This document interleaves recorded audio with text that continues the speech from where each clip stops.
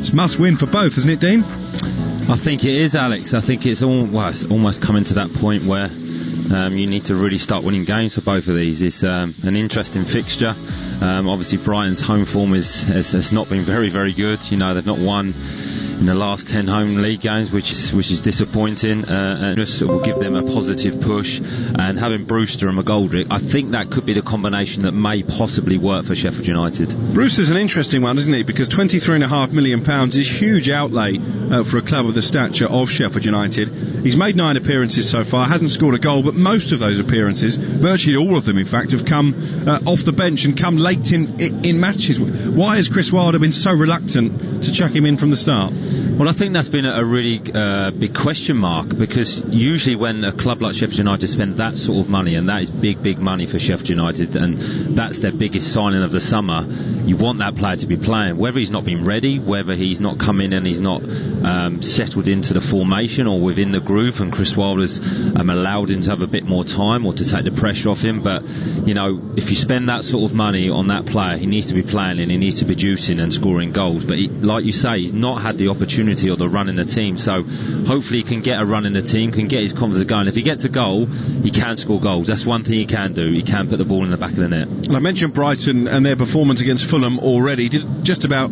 everything but score in that game, but in many ways that was a microcosm of the season the Seagulls have had. They've played well in most matches, but have only managed 1 win so far.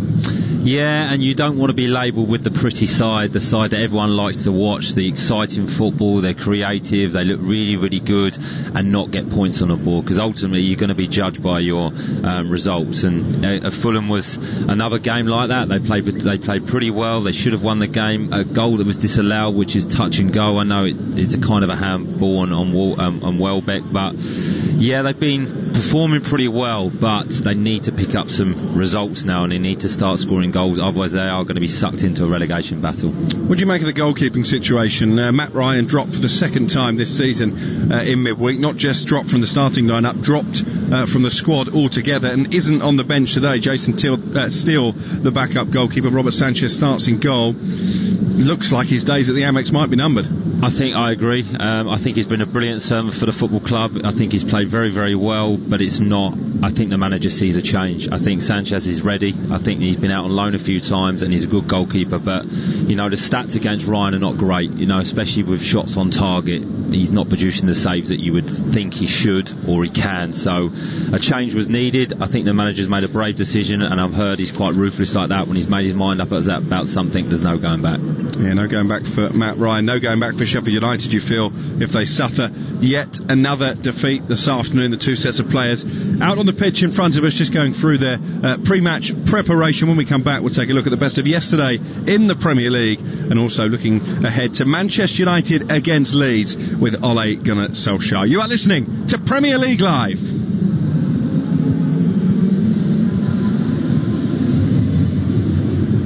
League Live. Here's the shot away! Goal! With TalkSport. Demanding a high performance from your team. You should be demanding the same from your tyres. The Irish Tyre Industry Association is urging motorists to stay safe this winter and check the condition of your tyres. You could even be liable for a fine and 2 penalty points if found driving with tyres below the legal tread depth limit of 1.6 millimeters. ITIA expert technicians will carry out a free tyre safety check to ensure your tyres are safe and legal. Visit itia.ie to find your local expert. As Ireland's homegrown insurer, FPD knows it's empowering when someone has your back. So switch your van insurance to us and get up to 75% no-claim discount. Visit fbd.ie to request a quote. FBD Insurance. Support. It's what we do. Terms, conditions and underwriting criteria apply. 75% no-claims discount is based on proof of 5 years no-claims discount and available to new commercial motor customers only. FBD Insurance Group. From $9.99 for vans and offers you can rely on, always. Contact your local Volkswagen commercial vehicles dealer or visit volkswagenvans.ie. T's and C's apply.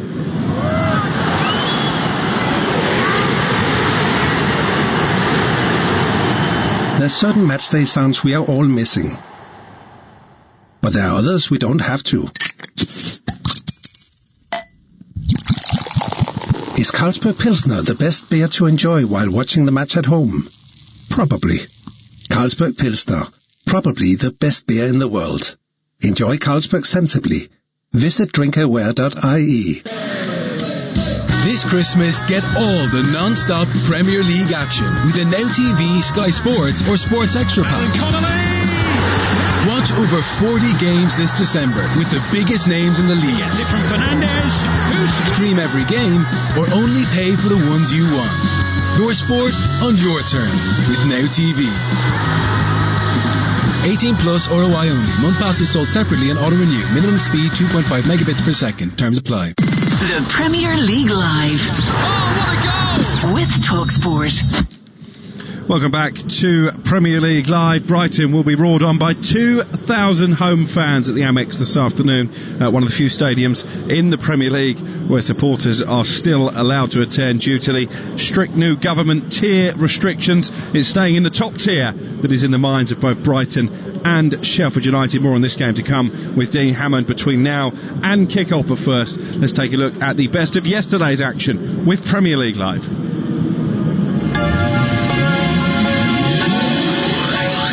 Ball is laid into Minamino scores! Trent Alexander-Arnold sets up Henderson!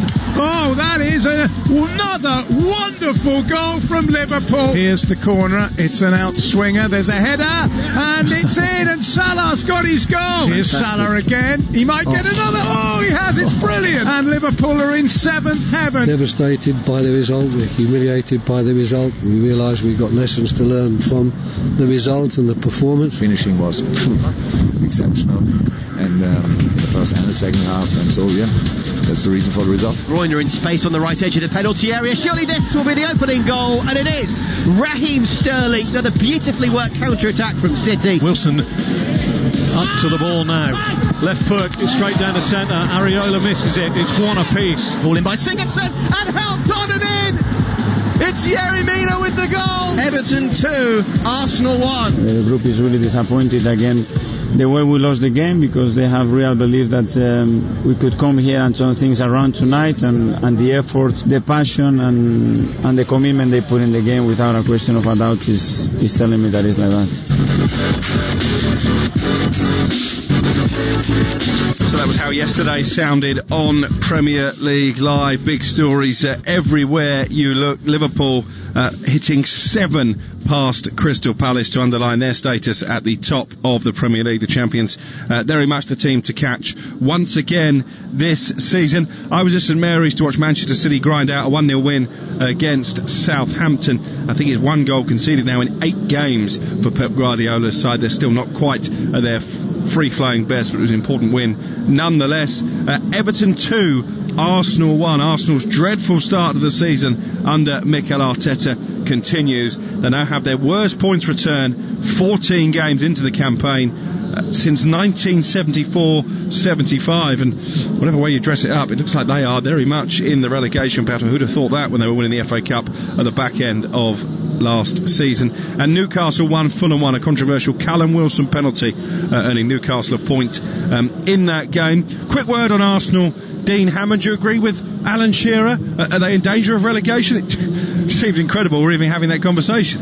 It does seem incredible. Are they a relegation team? I'm not sure, but on the current form you'd have to say yes, you'd have to agree with Alan, but I'm worried about Arsenal. I am worried because they're not performing particularly well, they're not picking results up. Arteta is a new manager, a young manager, and he's trying to change things at Arsenal, but it doesn't seem to be working. So when you're not picking results up, especially when you've got big players, they'll start asking questions and they'll start having discussions between themselves in the dressing room. I think that will be happening now, especially when a young manager comes in. They'll be questioning, is he the right man for the job at such a big club, because they should be challenging at the top end, not at the bottom end. And in terms of the top end, is everybody else now playing for second place? Liverpool, with so many injuries at the start of the season, can still go away from home against the Crystal Palace side, who as a rule don't concede too many goals and score 7? I mean, it's a ridiculous result, wasn't it? I mean, if Liverpool turn up and they play like that, they'll beat anyone in the Premier League or in the world, really. So it's a unique season. There's going to be ups and downs. There will be surprise results, but Liverpool are the ones to beat. They're the champions. They want to hold on to that title, and they're a fantastic team. And when their forward players play like that, and they're ruthless and they convert their chances, I don't think there's anyone better. I wanted to get your views on John Stones, actually, because I mentioned there Manchester City have conceded only 1 goal in their last 8 games. That was in that 1-1 draw at home to West Bromwich Albion. Stones didn't actually feature in that match, but he has almost reinvented himself to become a key man once again for Pep Guardiola.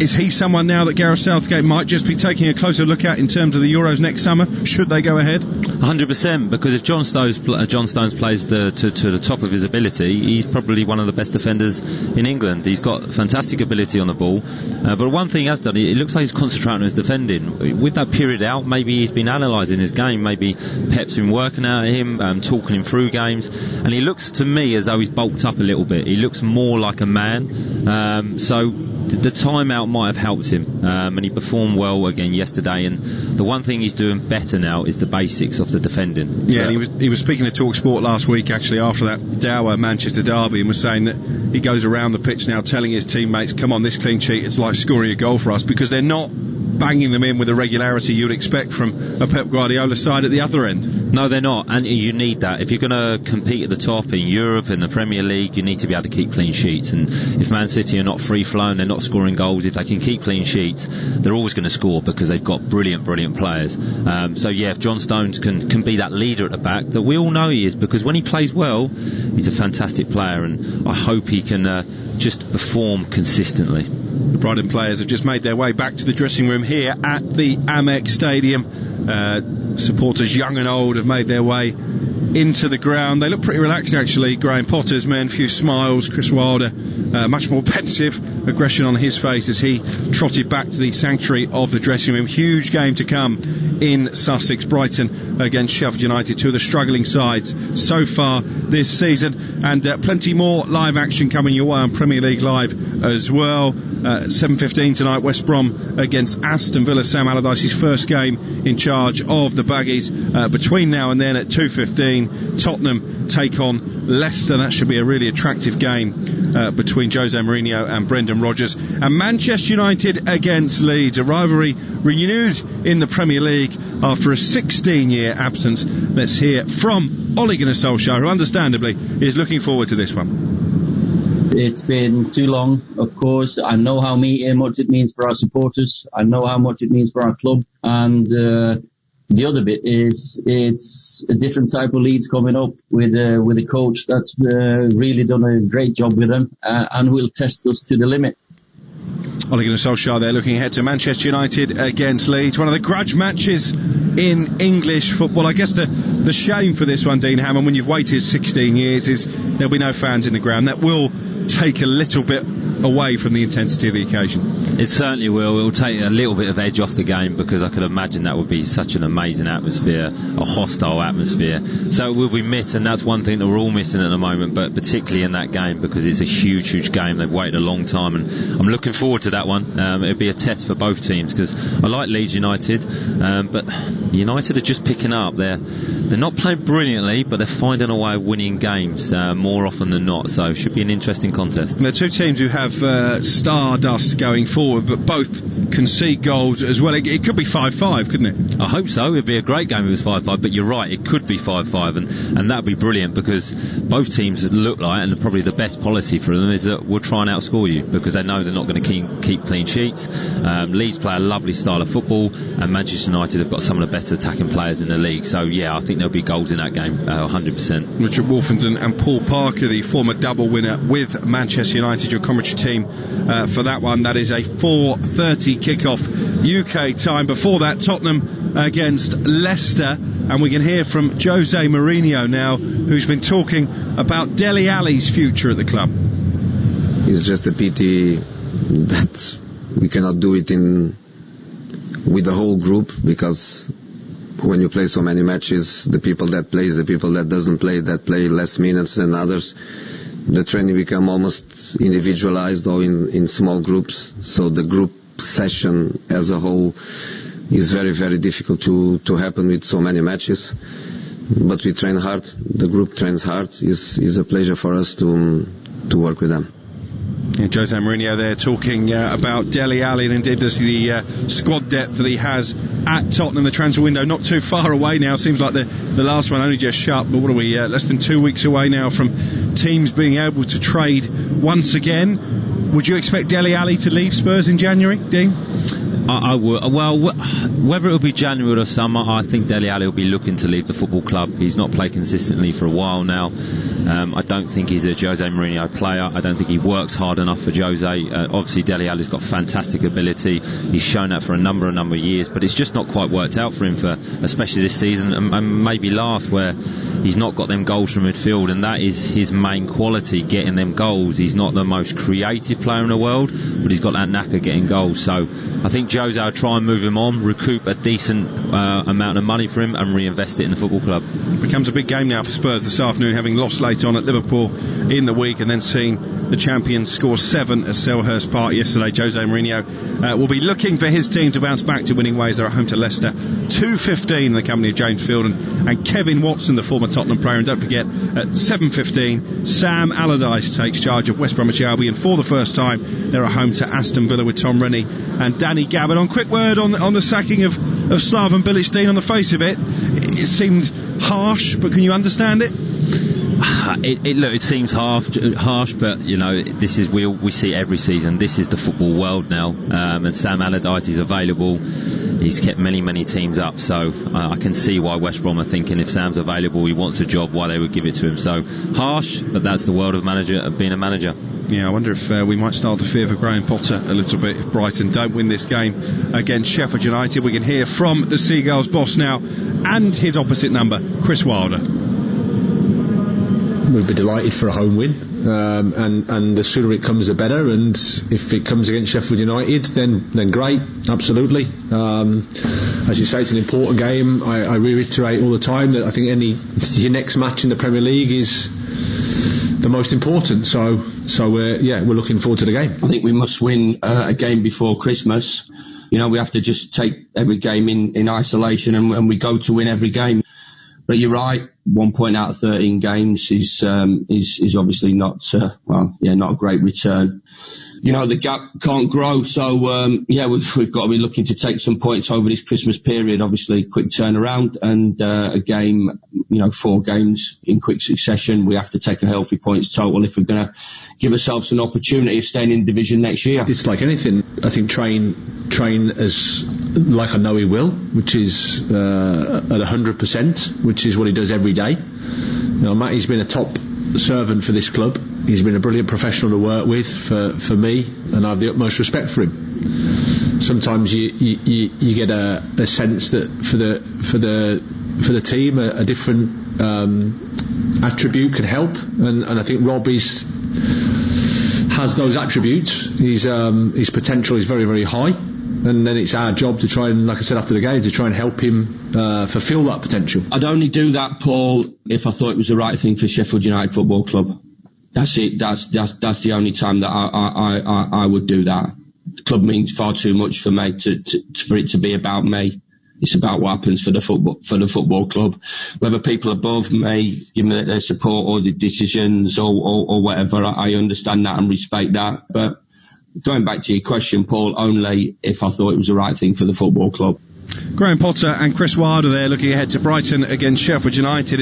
Interesting at the end there, Chris Wilder, Dean, was asked if he would consider stepping down as Sheffield United manager, and as you heard, he said only if it was for the good of the football club. When does his position become untenable? Because 1 point from 16 games now to the back end of last season. We're reading indeed. It certainly does. The form is really, really not good, but you've got to remember what Chris has done at the football club. He's taken them from League One to the Premier League. I know that doesn't guarantee his job, but I think he deserves a bit of time, especially with the first season they had in the Premier League. But they do need to pick some points up, and they do need to start winning games, and there will be question marks over it. But who are you going to bring in? That's the thing with Sheffield United. Who is available? Who's going to improve them as a team what Chris Wilder can't do? So I still think he's got the players on side. I still think the players are working hard for him. If you see that change, then I think the club will make a change. Our TalkSport colleague Adrian Durham was saying last week, actually, even before they lost another couple of matches, that by sticking with Chris Wilder, the board are basically saying relegation is okay. I don't know if the board are saying relegation okay. I think they're probably realistic. I think they realise the job that Chris has done, and he's the best man to get them back up into the Premier League. But you've got to remember the journey they've been on. They've progressed so quickly to become a Premier League team, and then had a really good season last year. It's just not happened for them. But I always judge managers, and you judge it by the players' reflection. They're still working hard for him. They're still honest. They're still running around for him, and it looks like they still believe in him. If that ever changes, I think you do then have to make a change, because you're not gonna win games. Very festive flavour around the Amex Stadium. Many of these Brighton fans, 2,000 crammed into the ground, are wearing Christmas jumpers and Santa hats, but all these two teams really want for Christmas is 3 precious points. Can they get them? Find out next. You're listening to Premier League Live. The Premier League Live. Get the shot away! Goal! With TalkSport. Demanding a high performance from your team? You should be demanding the same from your tyres. The Irish Tyre Industry Association is urging motorists to stay safe this winter and check the condition of your tyres. You could even be liable for a fine and 2 penalty points if found driving with tyres below the legal tread depth limit of 1.6 millimetres. ITIA expert technicians will carry out a free tyre safety check to ensure your tyres are safe and legal. Visit itia.ie to find your local expert. What will you really gain from using anabolic steroids? Using illegal anabolic steroids can lead to nasty and serious side effects, both physical and psychological. Heart failure, infertility, hair loss, acne, mood swings, increased aggression. Don't lose out to steroid gains. Know the risks. Visit zerogains.ie. A message from the Health Products Regulatory Authority. Certainty.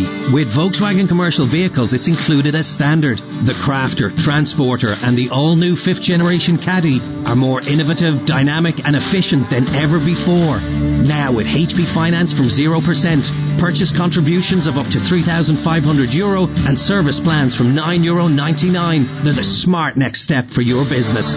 For vans and offers you can rely on always. Contact your local Volkswagen commercial vehicles dealer or visit volkswagenvans.ie and leave the rest to us. Finance provided by way of hire purchase agreement from Volkswagen Financial Services Ireland and subject to lending criteria. Terms and conditions apply. Introducing Guardson Sport. Protect your sporting equipment from COVID-19 for up to 14 days with Guardson Sport disinfectant treatment. Ideal in team sport settings with the sharing of balls, rackets, gloves, helmets and all other sporting equipment. Guardson Sport kills COVID-19 on impact, keeping surfaces free from COVID-19 and other viruses and bacteria for up to 14 days by creating a protective polymer layer on application. For more information on Guardson Sport and other quality assured, certified and approved PPE, visit yourcovidprotection.com. It's Paddy's week-long session on the Paddy Power app. So we'll have all those things that Irish people love at a session. Like, shamrocks and kilts and ceilidh dancing and... Nah, only codding you. It's less diddly-eye and more what we're really about. Quality sport and unbelievable generosity. A monster 8-day rollover of specials exclusively for our customers in Ireland from December 12th to the 19th. Log on to our website or open our app to find out more. Paddy Power. 18 plus. Gamblingcare.ie. 123inc.ie have your office needs covered.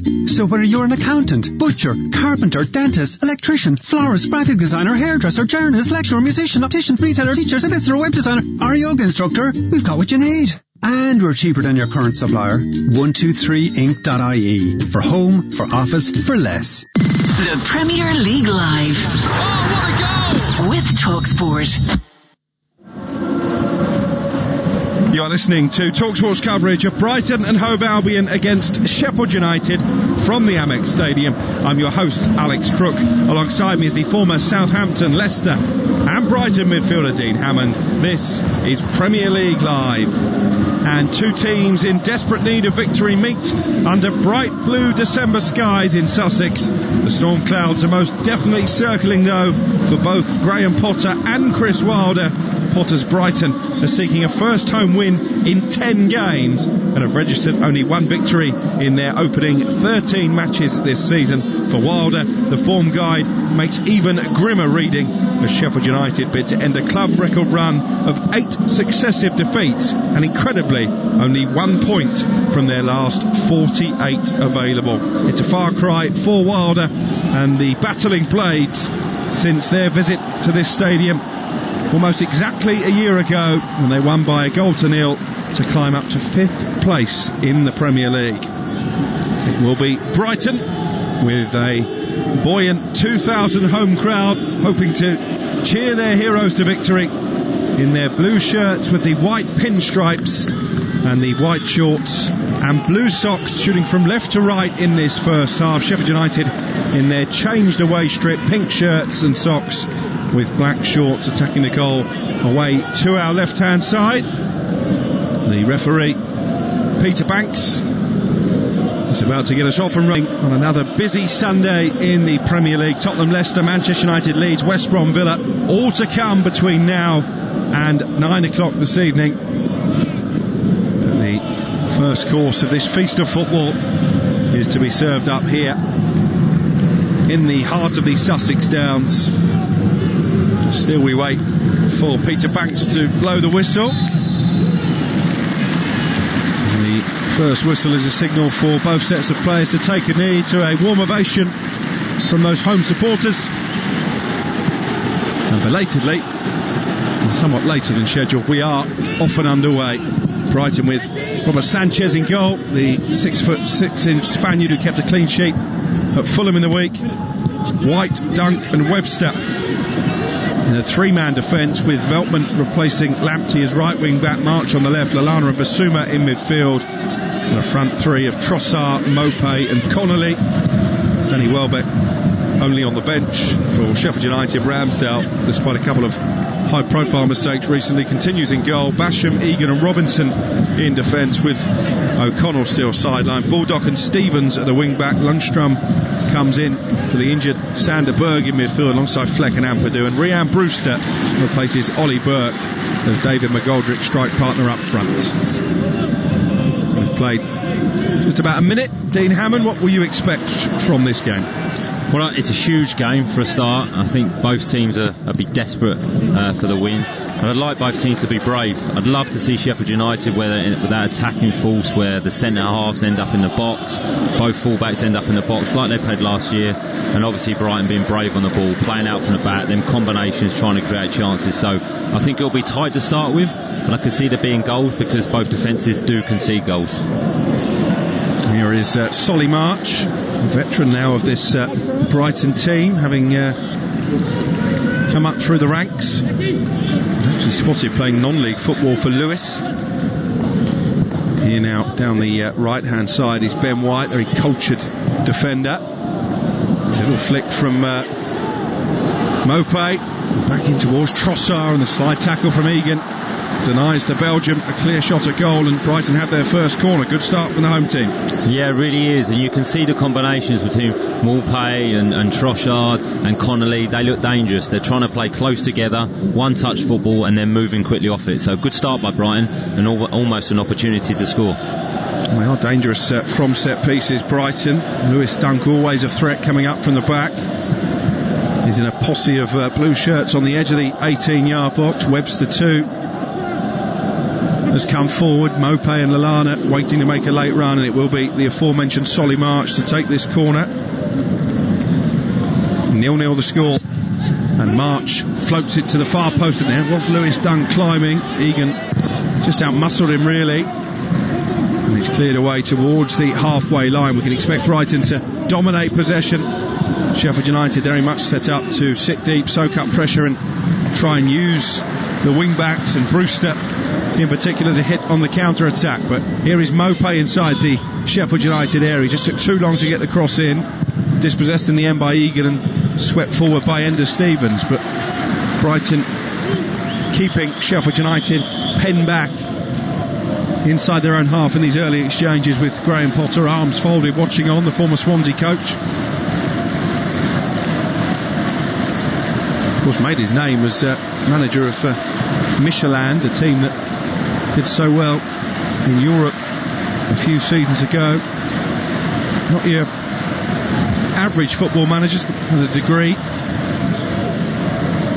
Very much a philosophical character. Doesn't get too high after wins, doesn't get too low in defeat either. He likes his team to play football in what he perceives as the right way, but it hasn't always led to success for Brighton this season as Baldock stretches but can't keep the ball in play. It will be a goal kick to be taken by Sanchez. Just a reminder, Matty Ryan once again Brighton's regular number one since they were promoted to the Premier League, not in the squad this afternoon. Jason Steele is the backup goalkeeper. Of course, this is the first weekend when teams in the top flight can name 9 subs and still only use 3 of them.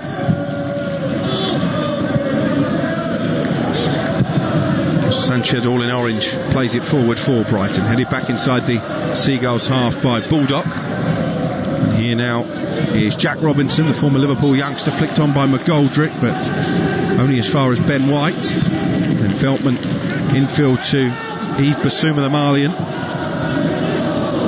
Sheffield United trying to press high here, and White goes all the way back to Sanchez, the goalkeeper. As a player, Dean, how big a lift would it give you, even just playing in front of this handful of supporters as opposed to an empty stadium? Yeah, it really would. It would be a big plus, especially in the home games. You know, you want that atmosphere, you want that emotion, especially in big games. It kind of motivates you. You get that buzz back, and you feel that adrenaline again, which I think the players, I've mentioned it many times, I think the players have been brilliant without the fans. They've put on really, really good performances, and some players have actually probably performed better because they've been more relaxed. But in big games, you need to feel that adrenaline, so I'm sure the players will be very happy, and the more fans they get in the stadiums, the quicker, be even better. It's a poor ball upfield by Webster. Basham, who loves to get forward, has been dispossessed inside the Brighton half. Neil Maupay has gone down. Bissouma in 2 minds about whether to kick it out or to play on. I think the Veltman does kick it out, and then Maupay gets back to his feet, just holding his right calf. Neil Maupay, the Frenchman, Brighton's leading goal scorer with a paltry 4 this season. Doesn't look great, Dean. No, I hope it's okay, because he's the player that can score goals. He's dangerous, he's got very good movement, and when his confidence is up, he's a very good finisher. So I hope he's okay. I hope it's just like a clash, a bit of a challenge, maybe a dead leg, but he can be a top player, so hopefully he's okay. He can run that off. John Fleck, sportingly, the former Rangers man, returning the ball to Brighton with Lewis Dunk, their captain. And then punted forward by Ben White, looking for Trossard. And there's another Brighton player down there. Bissouma has conceded a foul, having gone through the back of Fleck. It is Trossard, I think, who's down holding his head. In the week that those new concussion substitutes were given approval by the Premier League, still to be ratified by IFAB, the international lawmakers. Do you think that's a positive step forward, Dean? Yeah, I think it is. It needs to be. It needs to be clear. It needs to be clear to everyone. So the decision is left with the educated, intelligent people, and they need to make the decisions, not the players, not the managers. So it'll be interesting to see what happens. Brighton 0, Sheffield United 0. 8 minutes played here on Premier League Live at the start of this busy afternoon. And the cheer you can hear is because Aaron Ramsdale has slipped there as he took the free kick. It's going to be a free kick now, which will be taken by Yves Bissouma. 10 yards outside the Brighton half.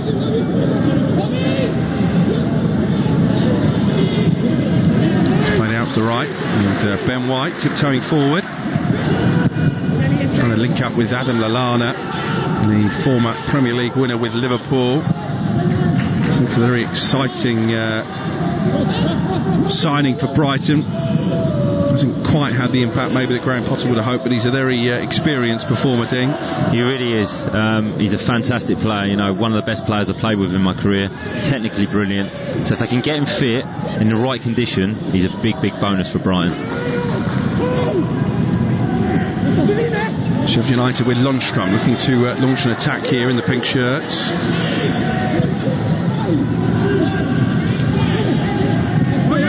Plenty of men forward in this attack. It's down the left-hand side with Ender Stevens, the former Portsmouth player. And then Robinson doing that overlapping centre-back's role, gets the cross away, but had a touch and a goal kick for Brighton. They are staying true to their principles, Sheffield United, still trying to play the same way that brought them so much success last season. Why has it gone so badly wrong? It's a good question. I'm sure Chris Wilder was looking for that, the answer to that, but it's just difficult at this level, Alex. You need to be able to score goals. You're judged on how many goals you can score, and the strikers just haven't been taking them opportunities. And it's very similar to Brighton, to be honest. They create chances, but the old saying, you're only as good as your strikers, is kind of coming true for both teams. Here's Trossard now, looking to make something happen for Brighton. Needs a bit more support. Just making that point. Forward it goes towards Connolly. Force wide, but a chance to get a cross in here, maybe from Veltman. Plays it to the edge of the area, and Bissouma. McGoldrick closing him down quickly, and that's going to go out for a goal kick, and that's a disappointing conclusion, I think, to the move. Although Bissouma quite rightly is claiming the last touch was off of Sheffield United, but I think they're a bit fortunate to get a corner there. Yeah, a little bit. He just didn't see the player coming. But an excellent player, Bissouma. He's having a really good season, and he's attracting a lot of attention. So if he has a good game today, that will be good for Brighton. But a bit fortunate there. I think he was trying to get half a yard to get a shot off. But like you say, Brighton are dangerous from set pieces. So this will be interesting. Yeah, Sheffield United have been vulnerable in this area, defending their own penalty area from set pieces, and Leandro Trossard is going to take it right-footed from the right-hand side, and it's a header from Lewis Dunk just over the crossbar. Well, Lewis Dunk had 5 of Brighton's 9 shots against Fulham. Could he have done better with a header? He's under pressure, it's kind of behind him, but Lewis is very, very good at attacking the ball from set pieces. And like you say, against Fulham, that's a surprising stat that he had that many opportunities in the opposition's box. But no, maybe potentially better, just look to get it on target. Lewis Dunk, who signed a new long-term contract in the summer, having been linked with Chelsea, very much a Brighton boy through and through. Dunk there, heading it back to Robert Sanchez, the goalkeeper. They do look the more likely, Brighton, in these opening 11 minutes to open the scoring. Yeah, they do. They're on the front foot. They've started very, very brightly. And the front three, I like the combinations between Mopé and Trossard and Connolly, and you've got obviously Adam Lallana to add to that as well. So they look bright and full of energy, which is good. Here's Mopé. Plays it out to the left-hand side, and Solly March thought about crossing first time, instead goes back infield, and Webster forward from the back. Here's Adam Lallana, the ex-England man, trying to get Brighton going here as an attacking force. You do get the sense that if they were to go 1-0 up, then maybe the floodgates might open for them. It's all about getting that first goal. And I agree with you. I think it would. I think this could be, if Brighton can get ahead 1 or 2 goals and take them opportunities, Sheffield United could be in trouble, because they don't score many goals, and when you're losing games consistently and you've not got points on the board and you're under pressure, it can become very, very difficult. Don't forget to let us know where in the world you are tuning in today. Send some pictures if you can. At TalkSport Live is the Twitter address. Brighton 0, Sheffield United 0. Brighton have won only one of the last 10 meetings between these two. In fact, Sheffield United's last 2 visits to the Amex Stadium have ended in 1-0 victories. Here's Veltman though, crosses into the middle looking for Mopé. Swept clear by Egan, and then John Fleck plays it back towards his own penalty area, and it will be launched forward by Ender Stevens. Brighton certainly in control in terms of possession and territory, but yet really to ask any serious questions of Aaron Ramsdale, the Sheffield United goalkeeper. Trossard coming over to this near side and just running out of pitch and conceding a throw, much to his frustration, felt he was fouled. Very talented player. Trossard came through that very fertile youth academy at Genk, played alongside Sander Berge, actually the absent Sheffield United midfielder. Hasn't quite done it on a consistent basis. Almost there, Basham brought out on the edge of the area by Connolly, just about managed to smuggle it back to Ramsdale, the goalkeeper. They do take a chance at times, Sheffield United playing their way up from the back. I think the assistant was flagging on this near side anyway. Didn't ask you, Dean, what you thought of the Callum Wilson penalty in that Newcastle-Fulham game. Yeah, do you know what?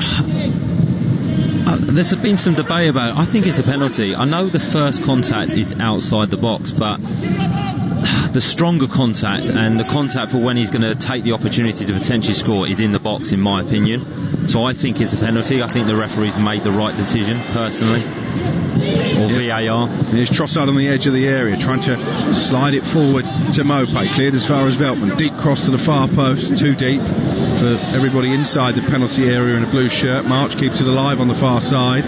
Up against Baldock. Still got the ball, Solly March. He's been wrestled to the ground. It's a needless free kick to concede because he wasn't really going anywhere. Baldock with both arms wrapped around Solly March can have few complaints, I think. And that's just a little bit of naivety in the situation that Sheffield United are in, that, like you say, Solly March is going nowhere and now they have to defend a free kick, which defensively they're not great at defending set pieces, and Brighton are strong from. So yeah, just a poor decision there from Baldock. There is Dunker's come forward again, having put a header over from a corner a few moments ago. Solly March was inside the quadrant of that left corner flag. He's going to take it, long run up towards Dunk again, leaps well, headed away by Sheffield United as far as Bissouma, midway inside the Blades half. Lewis Dunk racing back now to get in position, but he's a real threat coming up from the back, the Brighton captain. Bissouma looking for Mopé. Intercepted this time by Robinson. They just can't get out, Sheffield United. Ampadu forced to go back to Ramsdale. Ramsdale, who does to me look like he's lacking a bit of confidence at the moment, plays that straight into touch. He hasn't kept he's only kept one clean sheet, Ramsdale, in 33 Premier League games going back to last season, and of course he was relegated with Bournemouth. I mean, it must be tough for him. He's come back to the club that he left to go to Bournemouth. Played very well at Bournemouth, actually. Had a good career. They got relegated and he's come to Sheffield United, and he just probably feels like the story's continuing. You know, one bad season to the next. But he's a good goalkeeper. He's a talented goalkeeper, but it's tough on goalkeepers when you're losing games and conceding goals. You get blamed for a lot of things, and you take that responsibility on board, I think. Spare a thought for John Egan as well on that similar line. Of course, he's a Republic of Ireland international. They're not pulling up too many trees internationally. He hasn't been on the winning side for club or country in 19 matches, John Egan. That's not a stat you want to hear on a regular basis, Alex. Here is Yves Bissouma, midway inside the Sheffield United half. It just seems a matter of time before Brighton score, but we said that against Fulham and they couldn't break them down in the week. That's another free kick conceded by Baldock, clipping the heels of March this time. He's going to have to be careful here. The right wing back. Yeah, he's just been a little bit over aggressive. It's good because he wants to try and win the ball, but Solly March is not really going anywhere there. He's going to the byline, he's stretching for his cross. Yeah, again, he's a little bit naive, just over eager to try and win the ball when he just needs to shadow him into an area where it's difficult for Solly to cross. Didn't get anywhere near the ball, Baldock, and it always amazes me a player's reaction. He must know that he can make any contact with the ball, but if you'd have seen his reaction to the referee, he was absolutely incensed that the call had gone against him. Well, you're always trying to deceive the referee. That's a big part of the game now. March to take the free kick. It's from an almost identical position to the last one. Dunk and Webster both forward once again, so too Ben White. Again, it was aimed into Dunk, nodded clear by Basham. Bissouma again recycles it back into the centre circle, and former Ajax man Veltman. Bissouma then playing it to Sanchez just on the edge of the area. Hasn't had to worry too much about making saves in these opening 18 minutes, the ex-Levante man. Still 0-0 between two of the most profligate sides in the Premier League. Sheffield United have only scored 7 goals this season, only 3 away from home. Veltman, good ball forward to Conley, who turns and claims he was fouled by Robinson. I think he might have a case. The referee had a good view and allows play to continue. I'd agree with you. I think that's a free kick there. Just fortunate to get away with that, but good reaction. Got up onto his feet and tried to win the ball back, and Brighton need to do that today. Just all about reactions. To get a point here at home against Liverpool, Brighton. couple of weeks ago. It's really interesting, Alex, why they've not won a home game in such a long time. They've put some half decent performance in, but it must be weighing heavy on their minds. It really must. And one thing you need to be successful in any division in football is to have a good home record, and they're really struggling at the Amex. Brighton 0, Sheffield United 0. Sheffield United with a free kick, which will be taken by Robinson on this left-hand side. He's played it forward to Fleck, who's in a bit of space. That space is quickly filled by Trossard, who is going up through the gears here, and Brighton looking to launch a counter-attack. He's guided it out to the left-hand side, and Solly March with a chance maybe to get a shot away here, plays it to Lallana on the edge of the area, scuffs it across the penalty area. It did take a deflection. I'm not sure if that was a pass or an attempt on goal from Lallana. Brighton have a corner at the end of it, but it was a rapid counter-attack.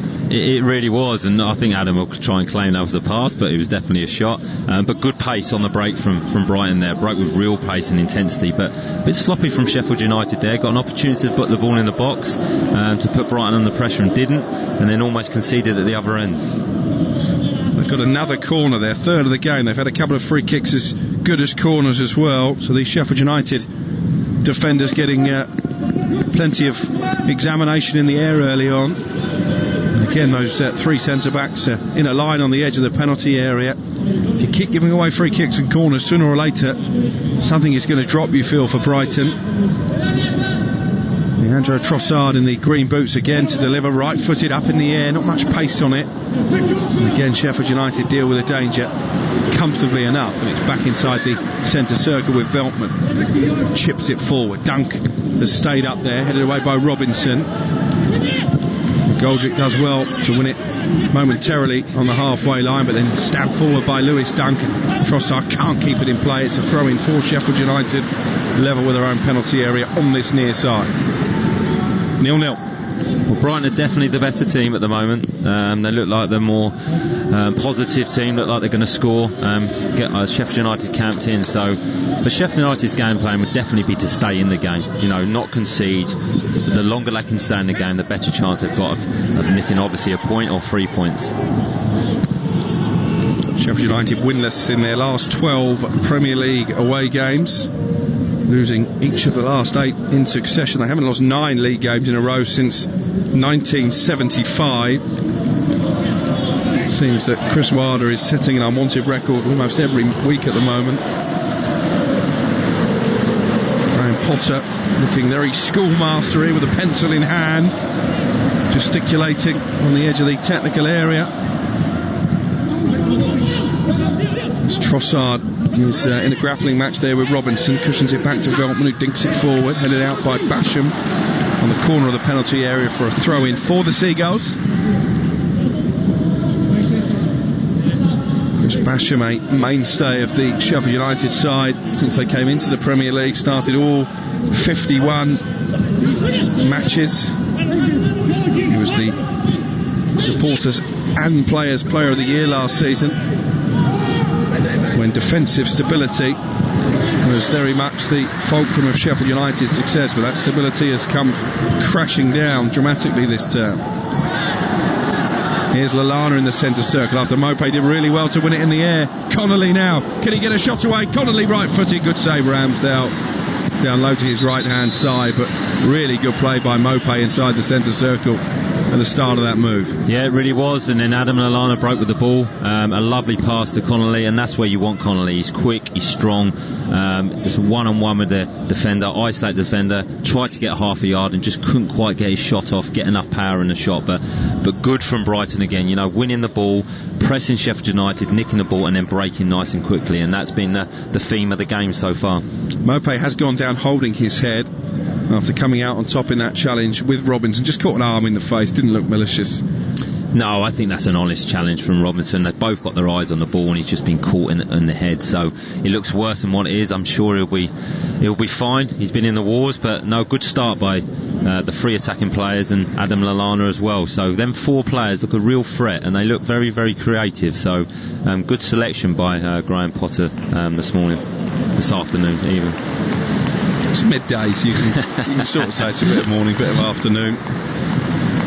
We're not going to hold it against you. Neil Maupay back on his feet, the former Brentford man. Someone who came through the ranks actually at a very young age over in France and was expected to be a teenage superstar. Didn't quite happen for him. He could have joined Brighton when they were first promoted to the Premier League, decided to drop down into the Championship with Brentford instead, said he wasn't ready for top flight football, and eventually now is plying his trade at that level. Father Christmas watching on amongst the 2,000 Brighton fans. And there were blue skies before kick-off. It's a bit grey and dreary now on the south coast. 0-0 the score with 25 played. With Veltman in the right wing back position for Brighton. Forward it goes, looking for Connolly, headed out by Egan, the Irishman. Brighton will have a throw midway inside the Sheffield United half. Chris Wilder in his trademark bomber jacket stands arms folded, looking for his 100th win as Sheffield United manager this afternoon. Neil Warnock was the last Blades boss to achieve that feat. He's been stuck on 99 for some time. Well, I think that's just evidence and shows that what a job he's done at Sheffield United. You know, since he's come in, 2 promotions, a really, really good season last year, and it's not quite happened this year. So it's a good test for Chris in his managerial career, and I'm sure he's learning a lot. Just haven't really seen them as an attacking force so far in this game. Sheffield United content to soak up the pressure. The longer it goes that Brighton are on top without scoring, the more nervous the home team might become. As Bissouma looks to release Trossard down the right hand side, he does have the pace to get there ahead of Robinson. He's in the area, he cuts it back. Steered goalwards by Maupay, and a brilliant clearance by Basham from 7 yards out. Maupay swept it towards the far corner, and somehow Basham was there to stop it trickling over the goal line. Well, it's good play by Trossard. You know, he's not given up on that. He's chased the ball. It's poor defending by Robinson. He's just pushed him off much stronger, wanted the ball mark. A good pass back to Maupay, and just quite didn't get that confidence. You know, if he'd been scoring regularly, he would have put that into the goal. But good defending by Basham, and again, that's the story of Brighton. They start games well, they get on the front foot, they play well, they get them opportunities, and they don't quite take them. So they need to start doing that, and I think when they do that, their season can completely change. Connolly there out muscling Robinson, who's having a difficult game, the left-sided centre-back for Sheffield United, usually the position, of course, that Jack O'Connell would occupy. He's going to miss the rest of the season with a knee injury, and that has been a problem for Chris Wilder. Huge miss. It's been a really, really big miss for Sheffield United. Brighton have given it away inside their own half. McGoldrick, he's back to goal, turning away from Trossard and then playing it out to Stevens on this left-hand side. Fleck turning on the edge of the area, back to McGoldrick in the central midfield. And the cross from Robinson, and the goalkeeper Sanchez plucks that from the sky and then bowls it out quickly to try and start a counter-attack. It so nearly set Maupay away. Egan steps across and wins it back for Sheffield United. Right idea from Sanchez. Maybe that's an area of his game that perhaps is stronger than Matty Ryan in terms of distribution. Well, that's what I was just going to say. Maybe that's the reason he's come into the team. One of his attributes, you know, he's come and claimed that cross with real authority, looked quickly to play forward with really good distribution. I'm told there was some kind of incident on the training ground as well between Maupay and Matty Ryan. If you remember, both players were dropped from the game at Tottenham in November. And it's exactly sure what went on. Yeah, and it does all add up, Alex. You know, if you're not performing well, the worst thing you want to do as a player is give the manager an excuse to drop you or give you a reason to leave you out. So things when you're not playing well seem to add up, and they seem to count against you. You mentioned the stats. I mean, it's not an exaggeration to say that Matty Ryan has almost let in more goals than he's saved shots this season, because Brighton actually as a team don't concede too many chances. No, I remember seeing that stat. It's a really surprising stat, and it just shows it hasn't made the saves that you would expect of him, or the saves that he should have done. So I think it's a good decision by Graham Potter. It's a brave one, but I've heard good things about Sanchez. Like I say, he's been on loan a few times. He's learnt his trade, so you know, hopefully he'll have a good game. And he kept a clean sheet against Fulham, so it's been a good start for him. Yeah, Brighton haven't kept back-to-back clean sheets in the Premier League for some time now, 2 years in fact, since they managed that. As they have a throw down the right-hand side, Veltman into Trossard. And Veltman runs it out needlessly for a Sheffield United throw. We've played 29 minutes, still 0-0 here. Tottenham against Leicester is our next commentary at 2:15. James Fielding and Kevin Watson standing by for that one. Then at 4:30, it's Manchester United against Leeds, the War of the Pennines. And West Brom Villa is a 7:15 kickoff. Sam Allardyce taking charge of the Baggies for the very first time. And two more games tomorrow, rounding off a busy weekend in the Premier League. Burnley Wolves is a 5:30 kickoff. That's followed by Chelsea West Ham, the Frank Lampard derby at 8 o'clock. And that will be your lot in terms of Premier League action this side of Christmas. Back on Boxing Day, of course, always a special afternoon in English football, as Brighton take a throw with Veltman on this right hand side, dominating possession but barring that one save from Connolly. Ramsdale pretty much untroubled. Here's Webster though, coming forward from the back and plays it out to Solly March on the left hand side. March against Baldock, who knows he can't dive in. We'll get a yellow card, and it's turned behind in the end by Stevens, and it will be a fourth Brighton corner of this first half. Well, this is good from Brighton because they're making Sheffield United defend from every opportunity. The ball goes wide, they're getting crosses in the box, and that's what you want to do against a team that have not defended particularly well this season, have not won many games, is put them under pressure, make them make decisions. So this is good from Brighton. At the moment it's very difficult to see Sheffield United scoring this afternoon because they're set up here to defend.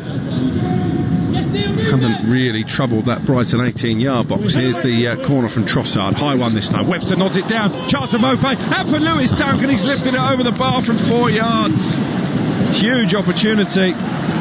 May well have taken a touch off a Sheffield United defender, but they're causing havoc with these set pieces. Webster just nodded it down into a dangerous area, and it's actually a brilliant block by Ampadu right in front of the goalkeeper as Lewis Dunk just tried to lift it into the back of the net. It's brilliant defending, it really is, but it's another opportunity. It's Mope. What a block. I mean, that's great defending. Let's give credit to the defender. As a striker, you'd expect him to put that ball in the net, but brilliant defending. Corner number 6 for Brighton. Trossard from the right hand side. The home fans making plenty of noise, urging their team on. In comes the corner, and there's a clash of heads, and the referee I think is going to give a free kick to Sheffield United. Webster was the Brighton player involved. Looks like Basham is the player down for Sheffield United. Again, I think it was a genuine attempt to play the ball, but we saw that nasty head injury involving Raul Jimenez a couple of weeks ago that officials aren't going to take any chances. I think it was Lundstram actually. Yeah, I don't think it's a clash of head. I think Webster's gone into the back of Lundstram, and it's just an impact injury. You know, they're both going at pace, both got their eyes on the ball, so I'm sure they'll be fine, but the right decision just to slow the game down and make sure they're both okay.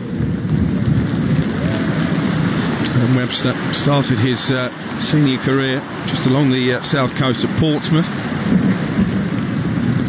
Sheffield United are going to have to make a change here. Oliver Burke is coming on. We can only consider that's an injury-enforced substitution. Didn't see anybody struggling. Yeah, this is interesting who they're going to bring off here. Only 33 minutes into the game. It's John Fleck. Is that an injury change or is that tactical? I don't think it's injury. Usually when you know it's an injury, the physio would have been on to monitor the situation. It must be tactical. Are they going to go 3 up front? Potentially. I mean, I saw Chris Wilder and the assistant manager talking on the sideline. Obviously they're not happy with the start that Sheffield United have made, and obviously Brighton being dominant, so a change was needed, and that's good by Chris Wilder. Very, very positive. Well, here's a chance for Burke straight away, and he's been brought down by Lewis Dunk on the edge of the area. Oliver Burke having got in behind the Brighton captain. It's a yellow card for Dunk and a free kick in a promising position. I think he had to make the foul or Burke was away. I think he did. He definitely had to. Burke was away, just come on. You're not going to catch Burke. He's very, very quick. So, yeah, clever foul really by Lewis.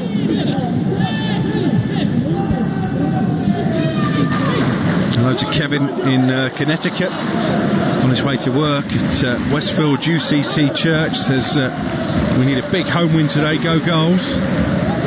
Francis says Sheffield United going through a tough time right now, but Arsenal are worse than them. Francis listening over in Port Harcourt. Free kick here for Sheffield United, and a first chance to possibly test the reactions of Robert Sanchez, the Brighton goalkeeper. David McGoldrick, their leading scorer this season, with 5. He's one of the pink-shirted players stood over the ball. There are 4 men in the Brighton wall. Dunk, having given away the free kick, is one of them. It might be McGoldrick, you know. Very central position, could go either side of Sanchez. How big a moment could this be?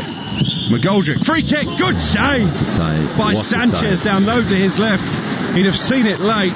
That's a terrific piece of goalkeeping. It certainly is, and a really, really good free kick by David McGoldrick. You know, he's hit that with power right in the corner. Would have believed he would have scored, but the keeper has seen that late, and what a save.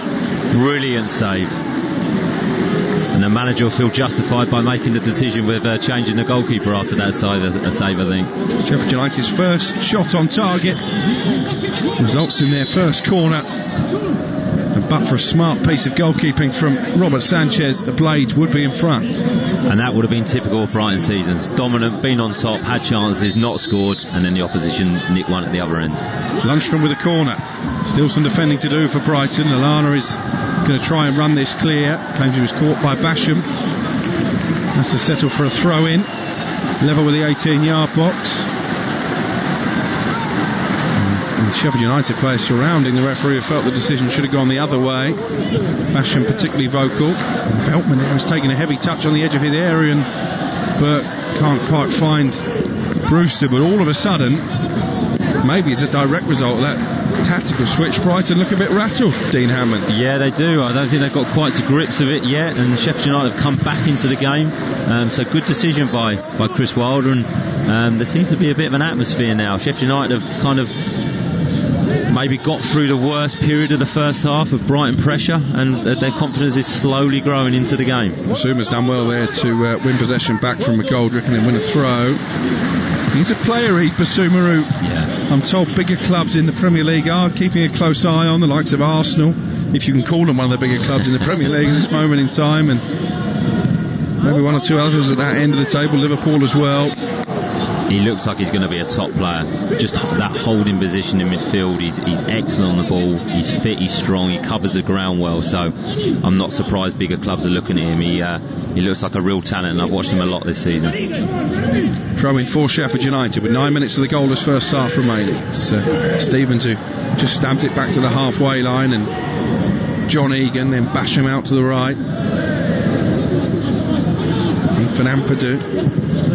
Forward to Brewster. We barely mentioned his name so far. McGoldrick on the edge of the area, brings it down neatly and then plays it 1-2 with Baldock.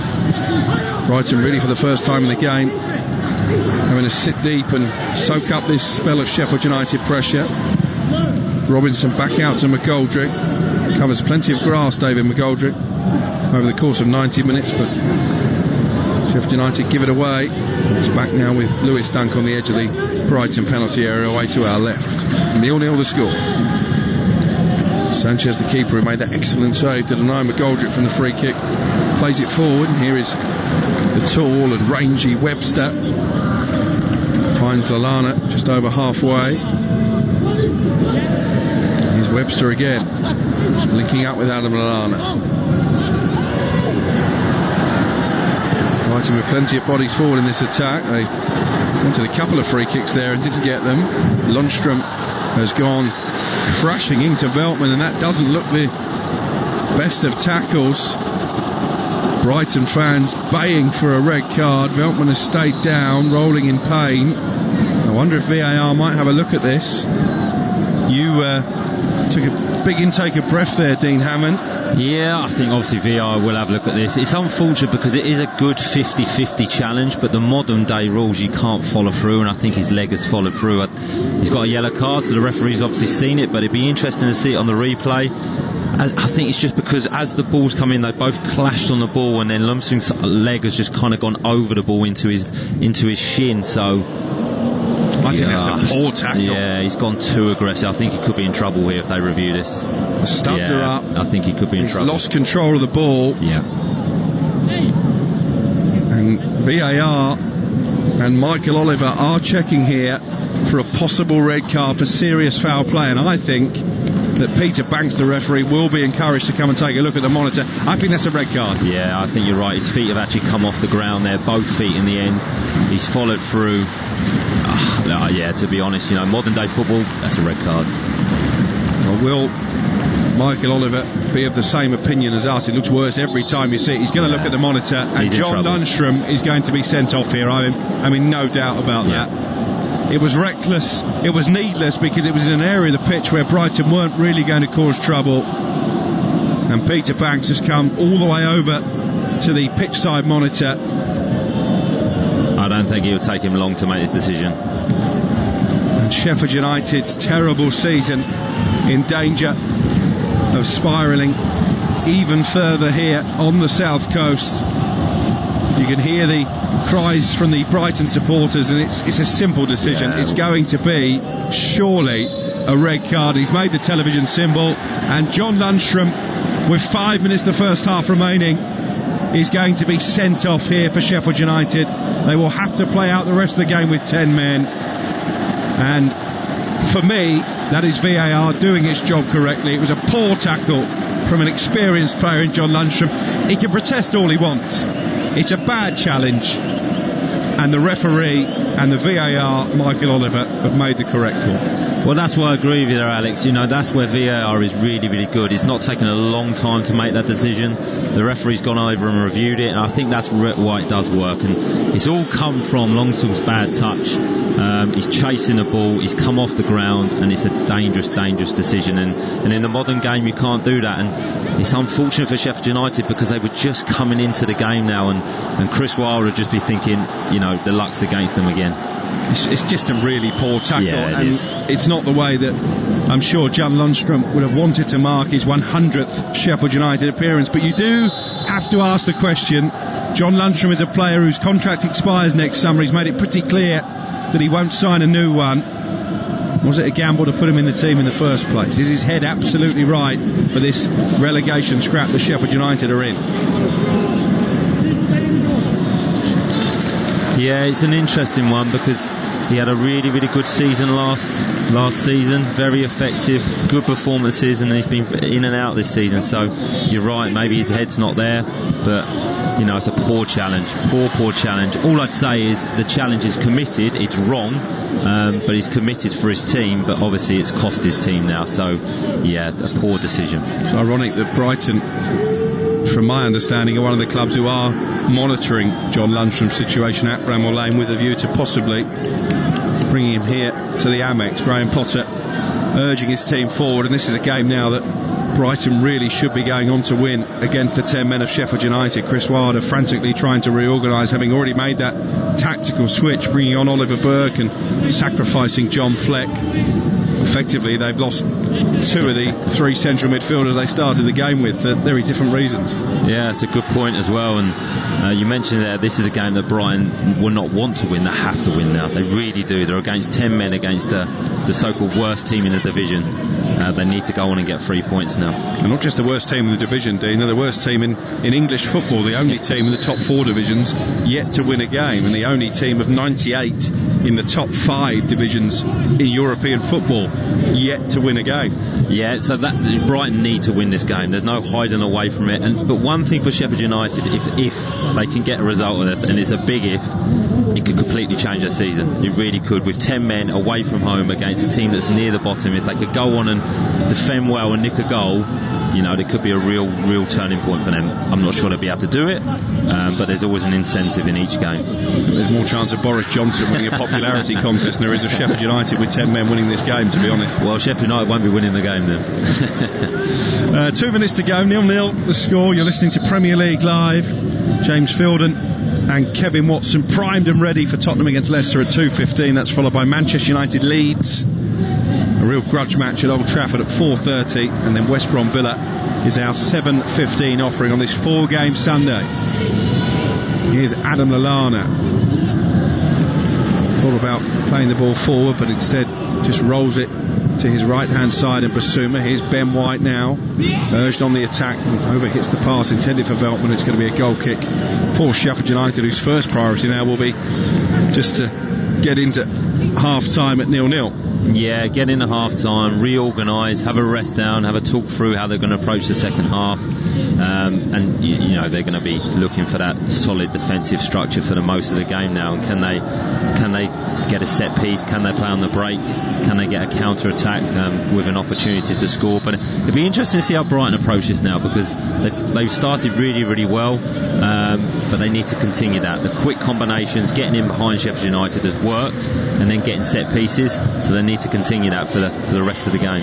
Sheffield United, the only side in the Premier League not to keep a clean sheet so far this season. And Brewster here trying to hassle and hurry Lewis Dunk, who keeps his composure and clears the ball into touch on this near side. We're into the final minute of the opening 45. There will be some stoppage time for that VAR check, the sending off of John Lundstram, the big moment in this first half. That and the save from Robert Sanchez to claw behind McGoldrick's free kick. The two real moments of drama. Brighton had one or two half chances, but it's been relatively comfortable for Aaron Ramsdale in the Sheffield United goal. Brighton seeking their first home win against the Blades since May 1987, a 2-0 victory. Graham Potter, who isn't a manager who spends much of the game sat down, is still out on the edge of the technical area just below us. And here is Lewis Dunk, the Brighton captain, carrying it forward towards halfway. Webster picks out March, hugging that left touchline. Now Lallana. Just like to see him a bit more ambitious at times with his passing, Lallana. We know he has a wonderful range of passing. Hasn't really shown that so far in the first half. He's been very safe, I think, when he's had the ball at his feet. Yeah, I'd agree with that, and it's disappointing because Adam has got that ability. He's got that ability to find that key pass, to play 1-2s, to actually run with the ball. Adam, he's very, very tricky and very creative. So I'd agree with that, Alex, and it'd be something the manager might mention at half time, to be a bit more brave with that pass, go for that pass. If they lose it, they can win it back quickly, because Sheffield United have only got 10 men. Ben White with a poor cross from the right hand side. He's better than that, Ben White. Again, like Bissouma, a player who is highly regarded right at the top end of English football. Leeds United tried desperately to sign him in the summer, having had a successful loan spell last season to help them win promotion with the Championship. Liverpool, one of many admirers, but that was a poor cross. It was a bit like a golfer shanking his shot off the tee there into the stand. I'm speaking from experience. That's generally what happens when a centre half gets down the wing. But no, Ben White is an exceptional player, and that's one thing that Brighton have done well this season. You know, you've got Ben White coming through, a younger player. You've got Bissouma, we've mentioned. You've got Solly March, who's becoming a consistent player, and now Sanchez, the goalkeeper. So Brighton are producing some players, which is good to see. Keith has tweeted from South Beach, Miami, looking absolutely glorious over there in the States, as Lewis Dunk, under pressure from Burke, plays it back to Sanchez. He's bemoaning the decision to send off John Lundstram, saying that it's a shame that kind of call is happening from the referee. Just a yellow. It was a full-blooded challenge. It was a bit late. It's ruined the match. I think you were in a minority of one there. I thought it was a definite red card.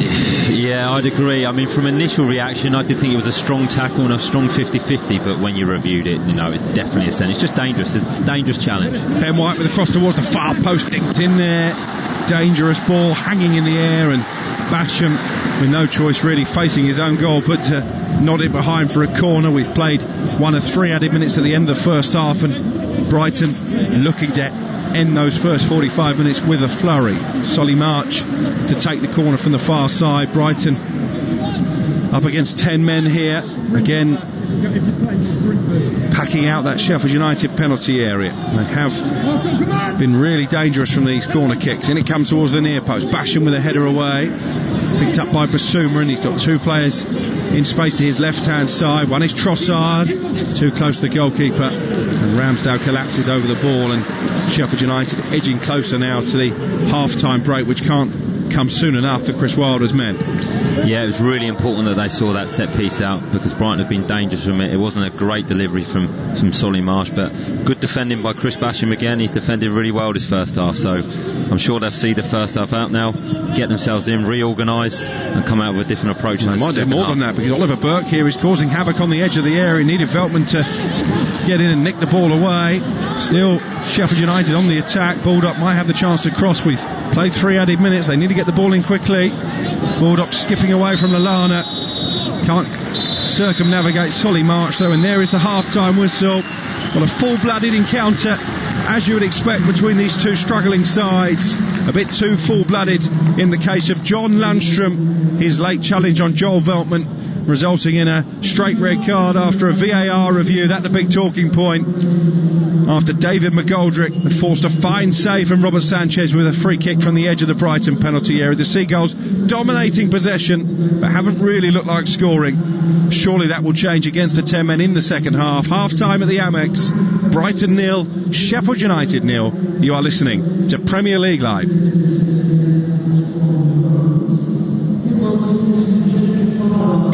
The Premier League Live.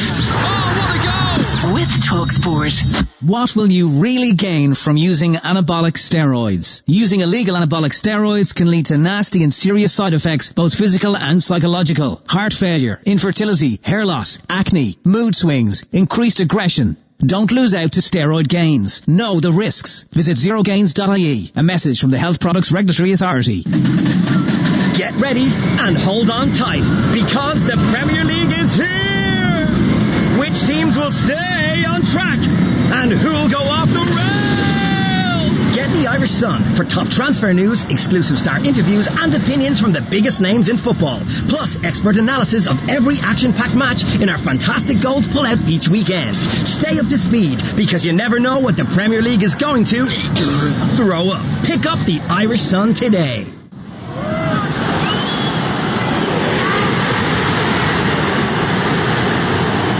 There's certain matchday sounds we are all missing.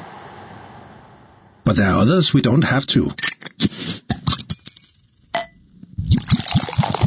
Is Carlsberg Pilsner the best beer to enjoy while watching the match at home? Probably. Carlsberg Pilsner. Probably the best beer in the world. Enjoy Carlsberg sensibly. Visit drinkaware.ie. This is not the time for business as usual. It's time for effort and imagination. It's time to use technology to start your online plans. It's time to work from home to stay in touch. It's time to look to each other.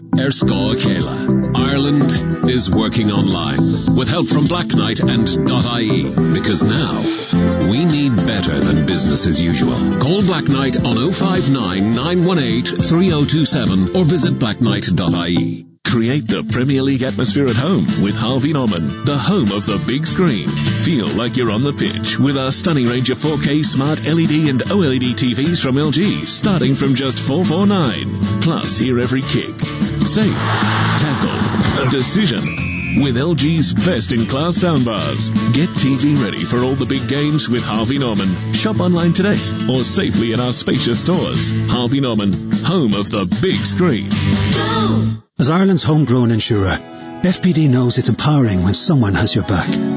So switch your van insurance to us and get up to 75% no-claim discount. Visit fpd.ie to request a quote. FPD Insurance. Support. It's what we do. Terms, conditions and underwriting criteria apply. 75% no-claims discount is based on proof of 5 years no-claims discount and available to new commercial motor customers only. FPD Insurance Group Limited, trading as FPD Insurance, is regulated by the Central Bank of Ireland. Commercial motor insurance is underwritten by FPD Insurance PLC. The Premier League Live. Here's the shot away! Goal! With TalkSport. Welcome back to Premier League Live, half-time in the first of 4 live commentaries this afternoon. Two teams who struggle to hit the back of the net. No surprise then that it's goalless at the interval. Bissouma looks to release Trossard down the right-hand side. He does have the pace to get there ahead of Robinson. He's in the area. He cuts it back. Steered goal was by Mopé, and a brilliant clearance by Basham from 7 yards out.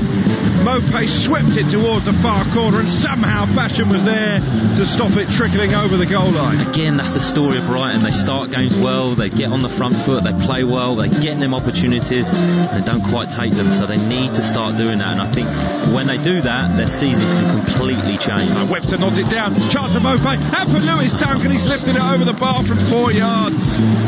Huge opportunity. Brilliant defending, it really is, but it's another opportunity. It's Mopé. What a block. I mean, that's great defending. Let's give credit to the defender. As a striker, you'd expect him to put that ball in the net, but brilliant defending. McGoldrick, free kick, good save by Sanchez down low to his left.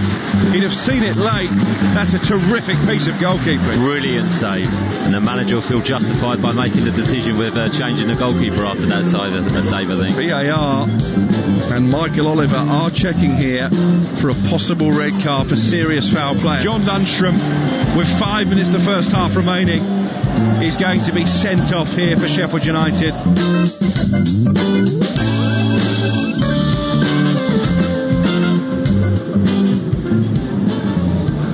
Welcome back to Premier League Live. Keith from Miami has been back on, and he says that Tom Rennie agrees with me about the red card, so we're a minority of two. This legend agrees with me. Tom Rennie, not often described as a legend. I mean, I just can't see it. I thought it was a dangerous tackle. The studs were showing. I can't defend Lundstram at all, Dean Hammond. No, and I can't myself, and obviously being a midfield player that enjoyed a tackle and got sent off a few times in my career. How many? I think I got sent off 5 times, I think, in my career. And look, in modern day football, you just can't tackle a lot. The honesty, I don't think he was trying to hurt anyone. I honestly believe that Lundstram was trying to win the ball with force, with aggression, trying to be committed for his team.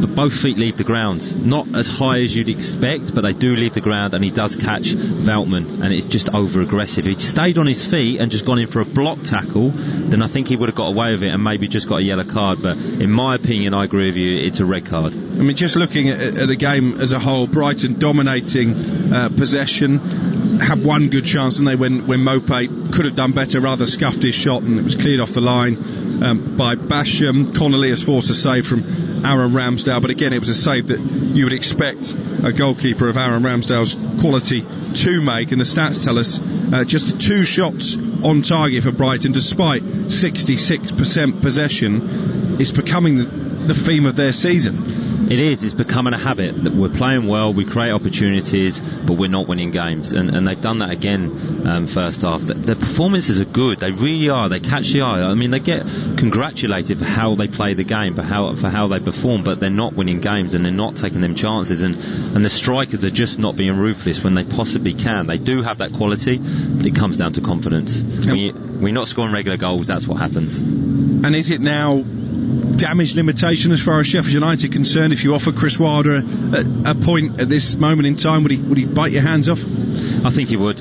I think he definitely would. He'd take a point now. They're down to 10 men, and they're not scoring goals. I think he would take a point now and kind of start the season again, go into the second half of the season after a half-decent performance against Manchester United and a point away to Brighton. So they need to win, but I think he would take a point. If he could start the season again, I think he might have done it 4 games in rather than 14, to be honest. This is the first of 4 commentaries this afternoon. Coming up next, a really attractive fixture, actually. Tottenham against Leicester. James Fielden and Kevin Watson, your commentary duo for that one. Not as attractive as the game, sadly, but we can't do much about that. Let's hear from Brendan Rodgers, who says he learnt a lot during his time working with Jose Mourinho. No, he was absolutely brilliant. It was a great step for me at that time. I'd been at Reading and had a lot of great experiences within the youth academy there, and now this was the opportunity to go to a big club like Chelsea, and the manager that was coming in was the European champion. So yeah, it was a wonderful experience. He was obviously very charismatic. He had a great way with the players. He was different to what the league would have seen. He had a wonderful personality, and he was very open in his communication with me. He was very sharing of ideas. You know, I was able to be in pole position really for learning. Brendan Rodgers there talking about his time working with Jose Mourinho at Chelsea. The pair will go head to head when Leicester travel to the Tottenham Hotspur Stadium this afternoon. How do you see it going, Dean Hammond? Well, I think it'll be a really, really good game. As far as I understand it, Tottenham's home record's not fantastic. Leicester's away record's really, really good. So I'm sure Leicester will fancy their chances away at Tottenham, but Tottenham are a good team. You know, they're title challengers this season. They're a different animal under Jose Mourinho. So I think it'll be a close game, but I fancy Tottenham to get a result. Not been a great week for Spurs, though. Held to a 1-1 draw at Crystal Palace when really they paid the price for taking a 1-0 lead and sitting back for the rest of the game. Beaten late against Liverpool, 24% possession. Do you still see them as title contenders despite those two setbacks? I do, I really do. I mean, Jose Mourinho's not fussed in what people think about how they perform and what possession they have. He's got a way of playing. I think he's found that suits the Tottenham players. It's not the Tottenham way, it's not the most entertaining way, but they have been winning games apart from the last two results you mentioned, and Leicester today will go there and try and open the game up, will play attacking football, and it could play into Spurs' hands. Yeah, it's going to be a fascinating battle between two of the top sides in the country right now. Tottenham against Leicester, 2:15 kick-off there. That's followed by Manchester United Leeds at 4:30, and then West Brom against Aston Villa. That's your 7:15 offering. Two more games tomorrow. Burnley Wolves is a 5:30 kick-off. Two teams in need of the points, and Chelsea West Ham, a London derby, two of Frank Lampard's former clubs. Lampard now of course Chelsea manager. That's an 8 o'clock kickoff in the company of John Anderson and David Connolly.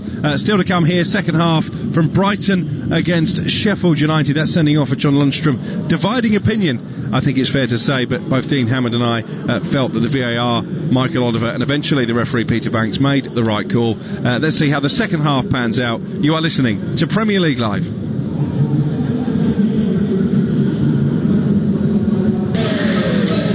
This Christmas, get all the non-stop Premier League action with a Now TV, Sky Sports or Sports Extra pack. Watch over 40 games this December with the biggest names in the league. Stream every game or only pay for the ones you want. Your sport on your terms with Now TV. 18 plus ROI only. Month passes sold separately and auto-renew. Minimum speed 2.5 megabits per second. Terms apply. Introducing Guardson Sport. Protect your sporting equipment from COVID-19 for up to 14 days with Guardson Sport disinfectant treatment. Ideal in team sport settings with the sharing of balls, rackets, gloves, helmets and all other sporting equipment. Guardson Sport kills COVID-19 on impact, keeping surfaces free from COVID-19 and other viruses and bacteria for up to 14 days by creating a protective polymer layer on application. For more information on Guardson Sport and other quality assured, certified and approved PPE, visit yourcovidprotection.com. Create the Premier League atmosphere at home with Harvey Norman, the home of the big screen. Feel like you're on the pitch with our stunning range of 4K smart LED and OLED TVs from LG, starting from just $449. Plus, hear every kick, save, tackle, decision. With LG's best-in-class soundbars. Get TV ready for all the big games with Harvey Norman. Shop online today or safely in our spacious stores. Harvey Norman, home of the big screen. Let's talk about you looking after your business. Ford, looking after your vehicle. Let's talk hassle-free Ford leasing. Just a fixed monthly payment, no motor tax to deal with, and no maintenance or servicing to pay on selected plans. Get the Ford Transit Custom from €290 per month. Hassle-free Ford lease. Now we're talking. Search Ford Lease or text Ford to 50015 to speak to us about leasing your next vehicle. Text cost to standard rate. Price quoted for Transit Custom Base with no maintenance over 4 years with 3 monthly rentals in advance. 20,000 kilometres per annum. Business users only. Price excludes VAT. Ford Lease is provided by Marion Fleet Management, trading as Ford Lease. 123inc.ie have your office needs covered. So whether you're an accountant, butcher, carpenter, dentist, electrician, florist, graphic designer, hairdresser, journalist, lecturer, musician, optician, retailer, teacher, solicitor, web designer, or yoga instructor, we've got what you need.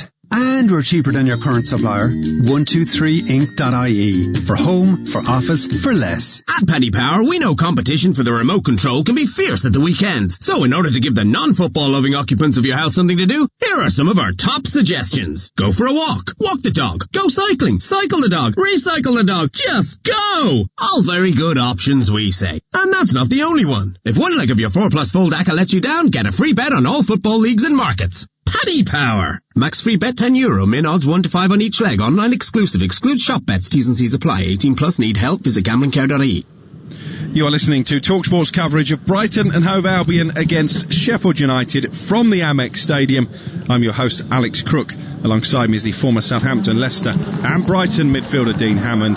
This is Premier League Live, where Brighton are preparing to make a change here for the start of the second half, and it's Ali Reza Jahanbakhsh, the Iranian international, who will be coming on. I imagine that Neil Maupay will continue as the central striker, so it will be either Leandro Trossard or Aaron Connolly. Dean, is that how you see it? Yeah, potentially. It'd be interesting to see who comes on for, but you're right. I reckon it'll either be Trossard or... Unless he goes to a back four, possibly. Yeah, I don't think he will do. But yeah, well, Sheffield United are down to 10 men, so potentially he will change the formation, something he's not used to doing. But yeah, I'm not sure where he's going to play, because he's a wide player. So where he's going to slot in, I'm not sure. We are just waiting for how Brighton are going to line up in this second half. 0-0 the score. Sheffield United down to 10 men. John Lundstram sent off for what Dean and I felt was a reckless challenge on Joel Veltman. Originally a yellow card awarded before being changed to a red. I think they are going to change to a back four here. Yeah, Veltman's gone off, yeah. So that will suggest a more attacking approach. So Solly March now has gone to left back. Lewis, Duncan, Webster the central defenders, and Ben White as a right back, with a midfield four, or three actually it looks like, of Jahanbakhsh, Lallana and Bissouma, and then Trossard, Mope and Connolly. Well, positive decision by the manager. Obviously he needs to go for the win, wants to win, so he's getting as many attacking players on the pitch as he possibly can. And Sheffield United unchanged for the start of the second half. Ramsdale is the goalkeeper. They've still got a back three of Basham, Egan and Robinson. Baldock, Stevens, Ampadu and Burke now dropping into midfield following that red card for Lundstram, with Brewster and McGoldrick up front. We've played 50 seconds of the second half. 0-0 the score. No win in 10 home games for Brighton since that 2-1 victory against Arsenal in the very first game back after lockdown, and only one in their last 15 here at the Amex, which was such a fortress when Chris Hughton was in charge. Ramsdale, all in green for Sheffield United, clears it upfield. They're shooting from left to right in the second half. The team in the pink shirts and dark shorts and pink socks. Brighton in the blue jerseys with the white pinstripes, white shorts and blue socks, attacking the goal away to our left, behind which there are some supporters. Again, that was a slide tackle from Oliver Burke that left a bit to be desired on Solly March. I think he's just about win the ball. And here is Lewis Dunk, the Brighton captain, just inside the Seagulls half away to our right. Last time Brighton started the season without winning any of their first 6 home games. They won match number 7, beat Sheffield United 4-2 back in 2002. This is their 7th home game of the campaign, so looking for a bit of history repeating. Solly March is stopped in his tracks by Burke, and it's cleared into touch by Basham. Sheffield United will be expecting to have to soak up a fair amount of pressure with 10 men in this second half. Well, I think that's to be the theme, Alex. You know, Sheffield United will be camped in their own half. Brighton are going to have to be patient and try and find a way through. So having them attacking players centrally, it will take 1-2 combinations, quick feet, quick foot patterns to try and create the opportunity. Trossard playing it forward. Connolly couldn't make it stick. Here's Lallana back into Trossard. Sweeps it out to the left hand side. Solly March with a cross, left footed, good delivery, but cleared away by Robinson, brought down by Trossard, who was urged to shoot. Here he is on the edge of the area. Trossard helps it forward. Connolly with the effort, saved by the knees of Ramsdale. I think the flag was up anyway, but that really belied a lack of confidence there. Leandro Trossard, who can shoot from outside the penalty area, delayed the shot when maybe he should have let fly, Dean Hammond. Yeah, potentially, but yeah, I think he's just had a heavy touch, but it's clever play. It's what I was trying to probably explain. They're going to have to play in tight areas and play close together and quick touches to try and break this Sheffield United defence. So it was good play. Trossard, yes, could have got his shot away. I think that's low on confidence, but it's actually a nicely slid through ball, and Connolly just can't quite get onto it. He's offside, but no, that's what Brighton need to do. Quick touches of the ball, quick move in the ball to split the Sheffield United defence open. 4 minutes gone in the second half. Brighton 0, 10-man Sheffield United 0. Here come the Seagulls again. Jahanbakhsh. He's got Trossard on the edge of the area. Trossard shoots and drags it wide, left-footed. What a chance for Leandro Trossard to give Brighton a precious lead in this game. Really good positive play from Jahanbakhsh. He was in acres of space, Trossard. He's got to test Aaron Ramsdale. Yeah, in all honesty, he's got to do better. You're right, Alex. He needs to hit the target at least, which is disappointing, but good from Brighton again. Good break, good weight of pass, running right into his path, and probably had too much time to think about it. It didn't become an instinctive finish, and just dragged it wide. But they're the opportunities they need to take, Brighton. They're building up this pressure. They need to get this first goal. They get the opening goal, they win the game. Strange player, Alireza Jahanbakhsh. He was top scorer in the Eredivisie when Brighton signed him. Hasn't scored in the Premier League since January the 1st. And you can see he's got bags of ability.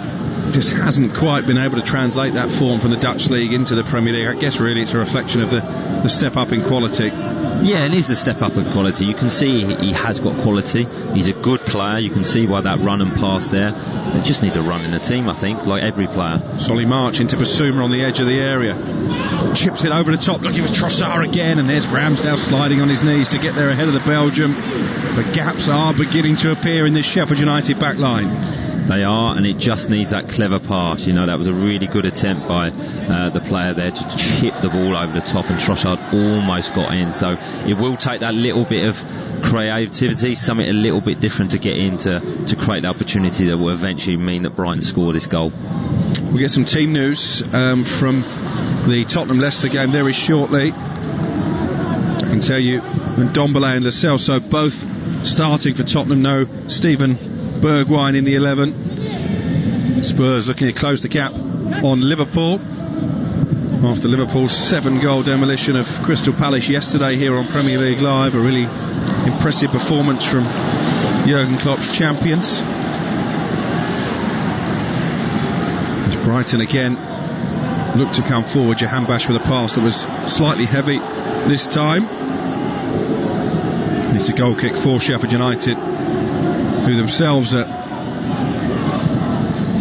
going to bring on at least one sub in a moment. I mean, again, Ryan Brewster, the £23.5 million man, Dean. I think we've probably only mentioned his name 4 times over the course of 52 minutes.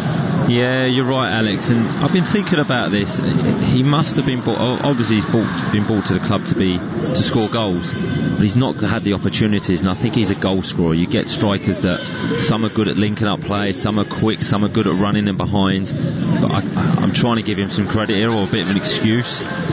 He's a finisher, and he's not getting the chance to finish it in this team, unfortunately, so it's disappointing for him, and it reflects on his performances, and he's getting judged that he's not performing very well, and we haven't mentioned his name much this game, but he's not had many opportunities in defence to him, to be honest. 10 goals in 20 games for Swansea in the Championship last season, enough to persuade Chris Wilder to fork out that big fee. Pass from Bissouma is smashed into the chest of Lallana, who did really well to control it. Here's Jahanbakhsh, who is making things happen. Trossard from the edge of the area picks out Solly March, might get a shot off here. Solly March throws it across the penalty area, and it's turned behind by Baldock for a corner. Really good play by Brighton again, patient when they need to be, good passing and a good switch of play. You know, this is a good pass. Solly March, the ball sits up nice in as well, and a good strike across the box, but Sheffield United are defending for their lives, so credit to them. This is going to be interesting how this pans out second half. Ryan Brewster is being taken off here with only 8 minutes of the second half played. He doesn't look particularly enamoured by that decision from Chris Wilder, extending his run without a goal to 10 matches, and it's a defensive change because Jayden Bogle is coming on to make his Premier League debut, the summer signing from Derby County. Bogle's first job will be to help defend this corner, which Trossard will take from the near side. It's going to be a right-footed in-swinger towards Lewis Dunk, who is always the target. Robinson heads it away, and Jahanbakhsh content to let it roll out of play for a throw over on the far side. Takes it quickly to White. I was going to say it feels like a matter of time until Brighton score, but it's sort of felt that way since the opening minutes. It does feel like that, Alex. You're right. They're playing in the right approach to how they can break Sheffield United down. But it's Brighton again. They're not free thrown. They don't score many goals, so you just never know. And Sheffield United have always got that opportunity on the counter-attack or from a set piece. Here's McGoldrick. Trossard does really well there to get back and stop McGoldrick's run to goal. It almost ricochets kindly from McGoldrick. Lewis Dunk across imperiously, and then Trossard scoops it away out to this near touchline, and Bissouma just slows the game down and calmly plays it back to Sanchez, the goalkeeper. And here now is Adam Webster stretching those long legs and moving into the Sheffield United half of the field away to our left. 0-0 it remains with 10 minutes played in the second half. Sheffield United down to 10 men. John Lundstram sent off towards the back end of the first half after a VAR review of his challenge on Veltman. And the possession stats must be at least 70% in Brighton's favour, if not bigger.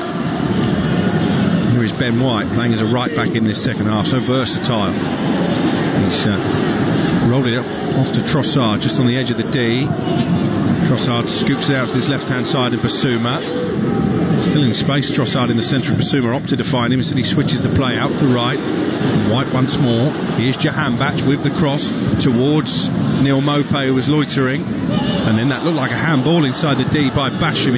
It may just have been above the t-shirt line, that's why the referee hasn't given it, and it's hoisted away in the end by Oliver Burke. All hands on deck here for Sheffield United. Yeah, good defending by Sheffield United, a good shape, and they'll be happy with that. They'll allow Brighton to get the ball wide, they'll allow them to cross it, and then they want the defenders to head, to defend, to get their bodies in a way. So that'll be their tactics second half, and Brighton just need to be a little bit more cute and a little bit more clever in their approach. They are checking a possible handball here, but I was right, it was above the t-shirt line, so the check is relatively quick. Solly March is left in a heap by Bogle. Play will continue because Brighton still have the ball.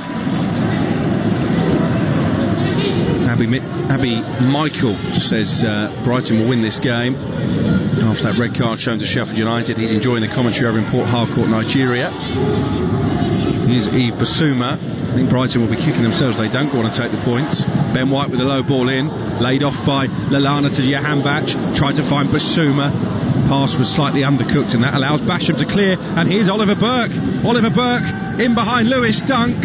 Webster does well to narrow the angle. He's still got the ball. Burke, he needs a bit of support. Gets it belatedly, and it's thrashed wide in the end by Ender Stevens. Well, that's the danger that Sheffield United will pose on the counter-attack. It certainly is, and a fantastic ball by David McGoldrick there to set Oliver Burke away, and he has got electric pace. He's a strong runner, he's a willing runner, and good play by Sheffield United. And it was nice to see the players supporting him, then getting bodies up to the box, and a great strike by Stevens, and unfortunately just couldn't get it on target. So they do still carry a threat at Sheffield United, and Brighton need to be a little bit careful.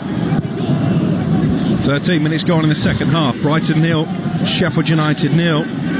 Brighton have only won 29 points in the calendar year. That's fewer than any of the consistent Premier League teams, those who've been there since the start. Here is Trossard into Bissouma. Finds March just on the edge of the 18-yard box, pulls it back. March, is it going to come for Jahanbakhsh or Trossard? They almost took it away from each other. Jahanbakhsh nicking it off the toe of a frustrated Trossard. And here now is Yves Bissouma, as Brighton continue to search for a way past this Sheffield United defence. Bissouma into Lewis Dunk, who's well forward. Out to the right, and Jahanbakhsh. Lallana now, can he pick out the perfect pass? Neat little drop of the shoulder. Trossard trying to give it back to Adam Lallana. It was a foul on Robinson, a free kick for Sheffield United. Maybe just a bit too intricate there, Brighton. Yeah, a little bit too intricate, but good play. You know, getting Adam Lallana on the ball is important because he has got that trickery, he has got that extra quality, so you need him in central areas to maybe play them 1-2s, and there was an opportunity there for Connolly to just throw his left foot at kind of a half volley, and he didn't take that. He tried to have a touch, so they're getting closer, but you know, Sheffield United will be quite comfortable with this. Just been handed the team sheet for Tottenham against Leicester. That's 2:15 offering this afternoon for Spurs. Lloris in goal, Aurier at right back, Alderweireld and Dyer in the centre, Reguilon the left back, then Pierre-Emile Højbjerg and Sissoko holding in midfield, with Ndombele, Lo Celso and Son in behind Harry Kane. For Leicester, Castagna is back, so it's Schmeichel in goal, Justin Fofana, Evans and Castagna. Yuri Tillemans will hold in midfield alongside Ndidi, and then the likes of Maddison, Albrighton and Barnes in behind Jamie Vardy up front. Here's Solly March on the left-hand side for Leicester, for Brighton I should say, into the penalty area. Crosses, and there's maybe a chance for Mopo, couldn't bring it down the chest. Trossard plucks it neatly from the sky, 10 yards outside the area. Recycles possession back for Webster, who slipped as he played it forward, and Sheffield United clear it away, and they're just using Oliver Burke now as an outlet with that pace to try and get in behind the Brighton defence. Here's Ethan Ampadu on loan from Chelsea. Tries to switch it out to the right hand side, and Bogle, and it's out for a Brighton throw. 0-0 it remains. We've reached the hour mark. Look quite dangerous, Sheffield United on the break there. You know, Oliver Burke is a brilliant outlet for them. He's got real pace, so they'll be looking to defend, hold that line, and then look for that direct ball over the top. So they're still in this game, Sheffield United. I've got this. I'm just concerned about Brian. They're not taking his opportunities or not creating clear-cut opportunities. That it could be another game that they let them pass by. Yeah, they would be very disappointed if this week ends with a goalless draw at Fulham and then failing to beat the 10 men of Sheffield United. They've had 79% possession in this second half. Here's Lallana, forward to Connolly, Ramsdale off his line and just about manages to scoop it away and nick it off the toe of Johan Bach as he went for the rebound effort. Good goalkeeping from Ramsdale, commanded the area. Brighton laying siege now on this Sheffield United back line. Surely the breakthrough is just around the corner. Here's Bissouma, switches it out to the right, and White back to Yves Bissouma, the Malian. Dunk now, not having to worry too much about defending in this second half. Switches the play out to the left, and Solly March wriggling away from Bogle. Clever footwork from him. Can he get the cross in? Yes, he does, towards the far post. Headed away though, and then volleyed clear by Burke inside the D.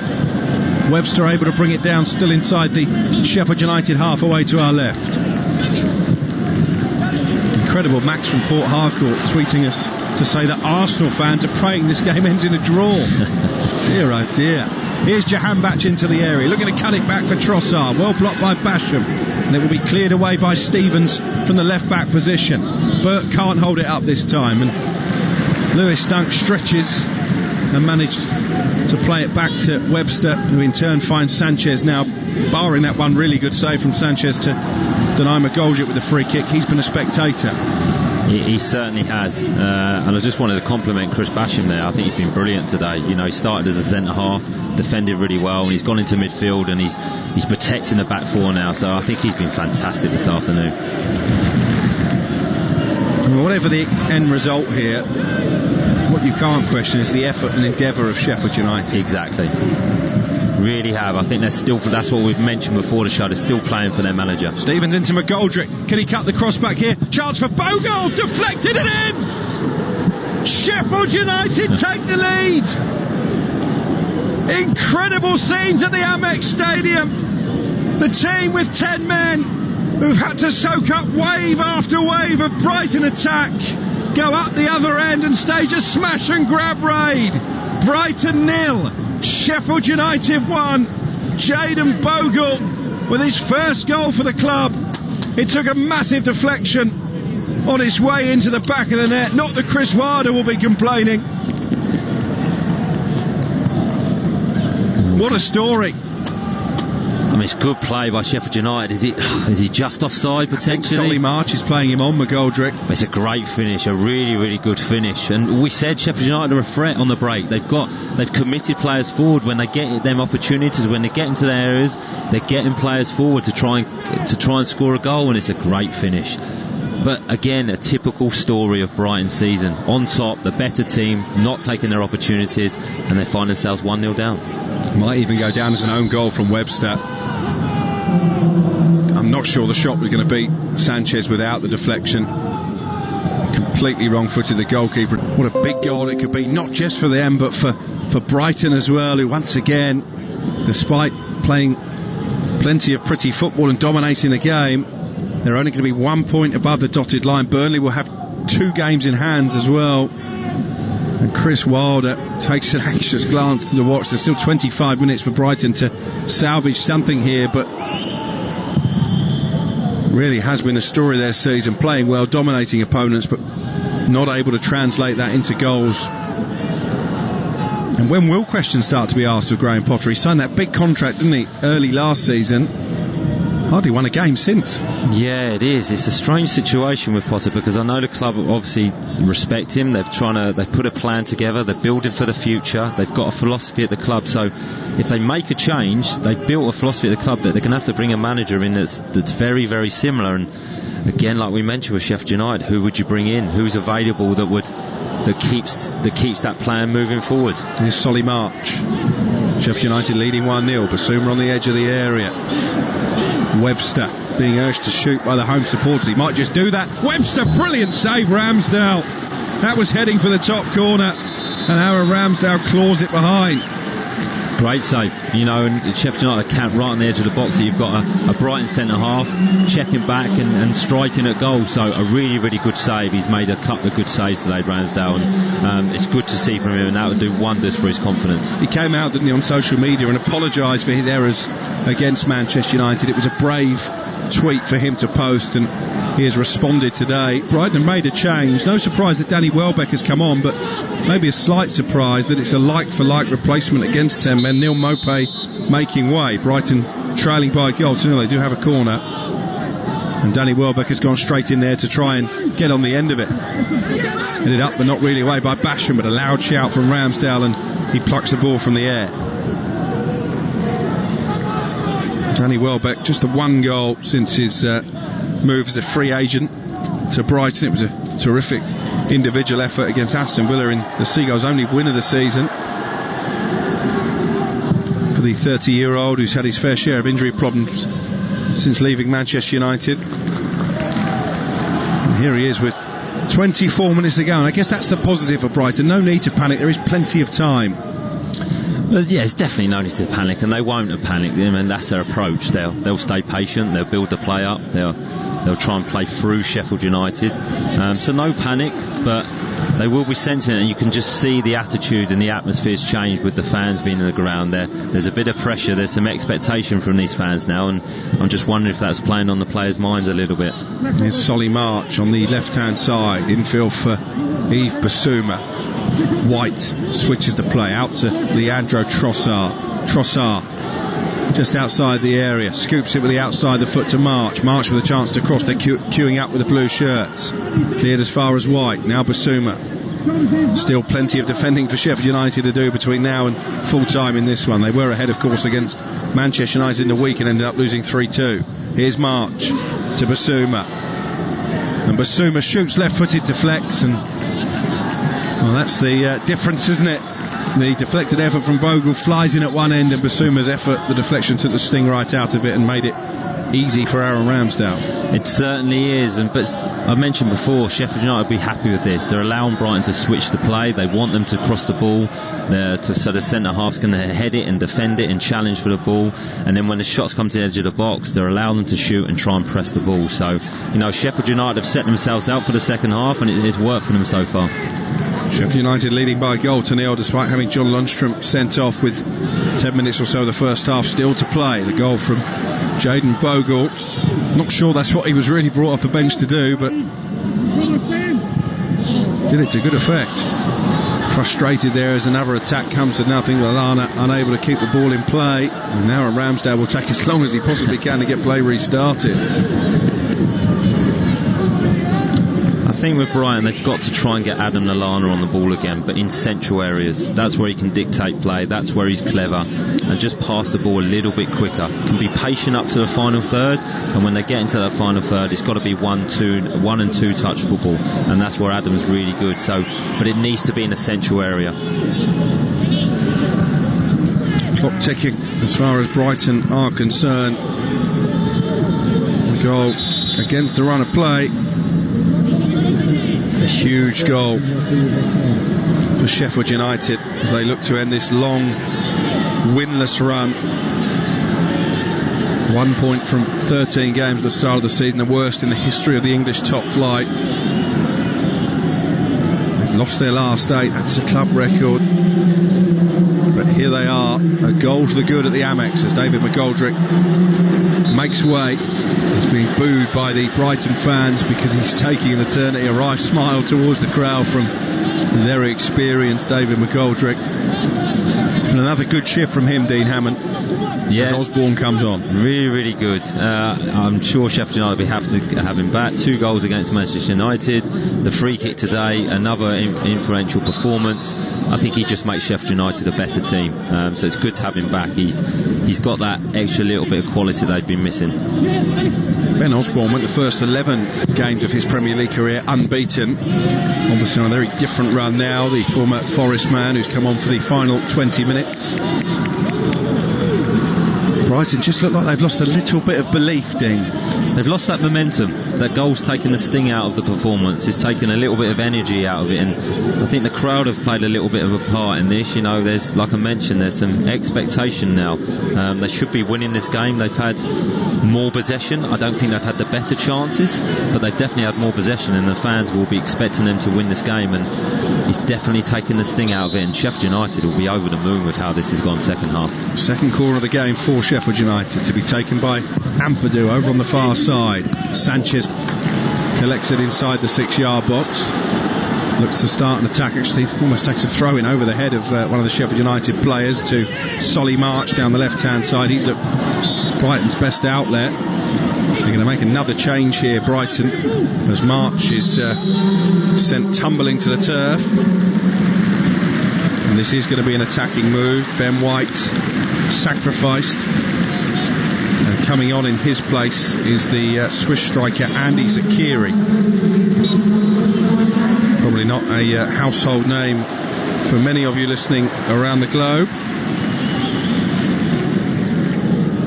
Had a loan spell at Juventus back in 2016, side from the Swiss club Lausanne, and it is his Premier League debut.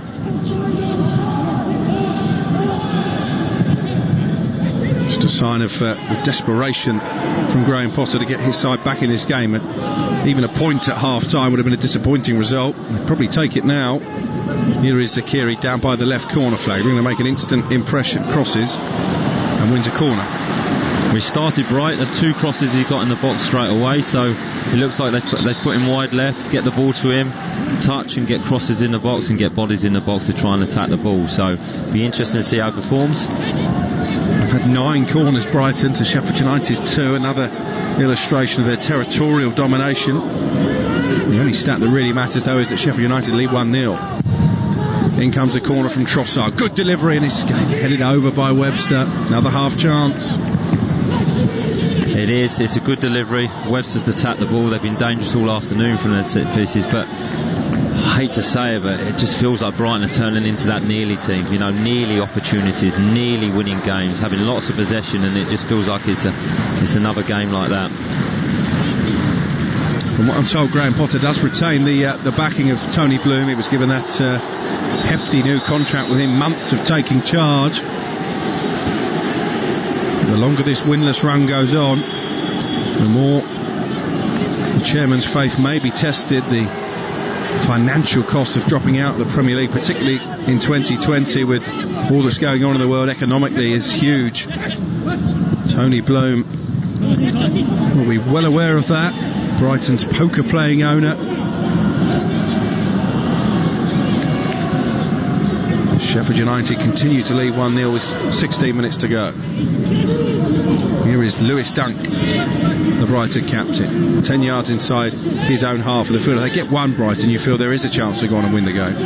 Definitely, Alex, and that's the thing. They needed to get that opening goal, but if they can get a goal and get it back to level, I think they'll go on and win the game. But the question is, can they get that goal? Zakiri's shot blocked on the edge of the area by the Sheffield United goal scorer Bogle. Lewis Dunk goes all the way back to Robert Sanchez. Apart from the save from McGoldrick and picking the ball out the back of the net, hasn't really been overworked today, Sanchez. Here's Dunk now for Brighton. Out to the left-hand side. It's over hit for Zakiri. It's going to be a Sheffield United throw. Zakiri gets the ball back for them, wants to get play restarted quickly. There are some glum-looking Brighton fans now around the Amex. This almost looked like a pivotal game for both teams. Just looking at Brighton's run of games coming up over the festive period. West Ham away. Won't be easy with the form the Hammers are in. Next Sunday, 2:15 kickoff here on Premier League Live. That's followed by a midweek game at home to Arsenal. Then they've got Wolves, Manchester City, Leeds, Fulham at home and Tottenham. So some tricky fixtures coming up between now and the end of next month for the Seagulls. David McGoldrick has been shown a yellow card for time wasting. Just confirmation of that appearing on the screen.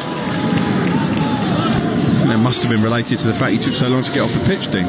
It must be, yeah. But I mean, what do they expect? That's what players do. You waste a little bit of time. Yeah, but he's an experienced player. I'm sure he'll be quite happy to pick that yellow card up if Sheffield United can go on and win the game. 15 minutes away from victory. They're first of the season. They're first in 17 matches in the Premier League. Bogle forward to Basham, who, as Dean has said, has done a really good job moving up into midfield. Bogle out-muscling Zakiri, and here's Ollie Burke down the right-hand side. He's got Webster for company. Burke in the pink boots, matching his pink Sheffield United jersey, finds Bogle. And here now is Baldock. One back by Lallana, and the flag was up for offside anyway. He's been very effective, Bogle, since he's come on down that right flank. Obviously scoring his goal, but defended very well as well. Looks like an athlete. It looks like he's fit. He can get up and down. So a really good impact from the substitutes bench. And he has made proactive changes, Chris Wilder. Of course, bringing on Burke for Fleck very early in the first half, reacting to the red card, change of system. Bogle, the goal scorer, coming on. I have to credit him for those tactical switches. Here is Trossard. You do. He's been really brave, Alex, with them decisions. When he needed to make them, he's made them. Zakiri with a chance to cross again from the left-hand side. Brought down by Jahanbach on the right corner of the area. Solly March now with a chance to cross. Does so, looking for Welbeck. Headed away by Egan. They seem to be taking the aerial route, Brighton. I think Sheffield United will be quite happy with that. Heading away, balls played into the box. They will. They really will. That's what they'll be inviting. Crossed it into the box. Jahanbach with another, which is blocked behind this time by Osborne for Brighton's 10th corner of the game. Not much subtlety now about the Seagulls. Not really. Not like they were. Short corner routine though. Solly March shoots, deflected and behind. Could have gone anywhere. Ramsdale was beaten, so was the frame of the goal. I think it's going to take something like that, Alex. A shot from the edge of the box, a deflection, doing something a little bit different, a different approach to get themselves back in this game. So very good from Solly, very proactive and a positive strike at goal. Leandro Trossard to take yet another corner. Up it goes. Webster's header straight into the arms of Ramsdale. You just get the feeling that it might not be Brighton's afternoon.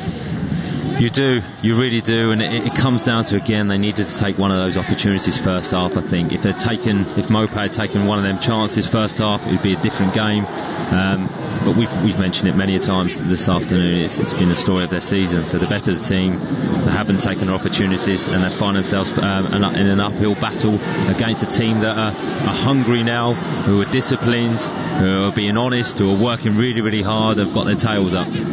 Here's Leandro Trossard just inside the Sheffield United half of the field.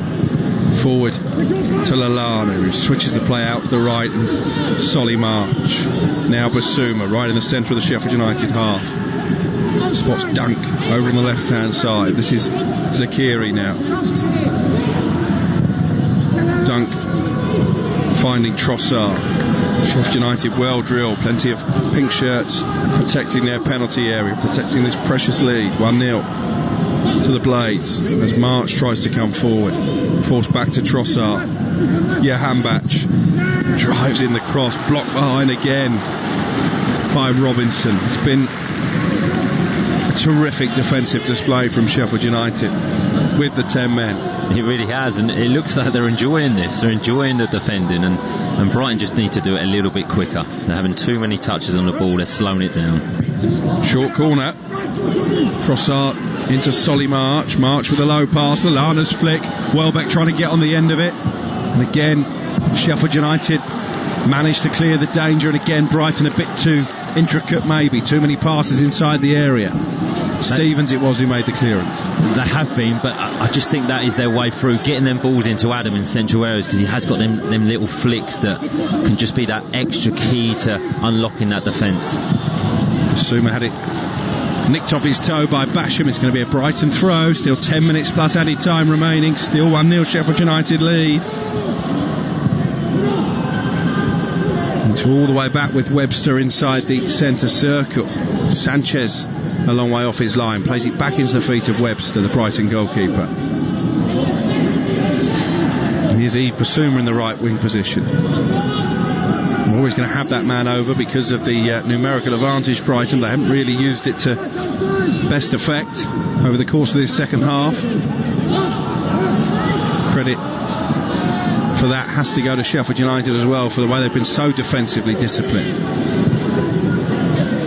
Here's Webster skipping away from Burke, moving towards the Sheffield United 18-yard box away to our left. Here's Zakiri running at Bogle, the goal scorer. So predominantly left-footed Zakiri, and he's trying to find space for a cross, and that's good defending by Bogle. Brilliant defending by Bogle. Like we mentioned, he's come on, he's been really effective in this second half, and he just needs to get the crossing quickly. He had half a yard, hesitated, tried to take Bogle on again, but really, really good defending. Graham Potter looking a bit concerned now, having made all three changes. No more that he can do to really influence proceedings, the Brighton manager. Their poor run of home form at the moment looks like it will continue, and this is the archetypal 6-pointer. It's a huge result for both clubs in the wider context of their respective seasons. Here's Bissouma to Trossard. Still look calm enough, Brighton. Jagielka down the right hand side. Solly March back into Leandro Trossard, and Trossard turning away from Osborne and then finding Jagielka. Can he get a cross in? Yes he can, and it's headed over by Connolly from 4 yards.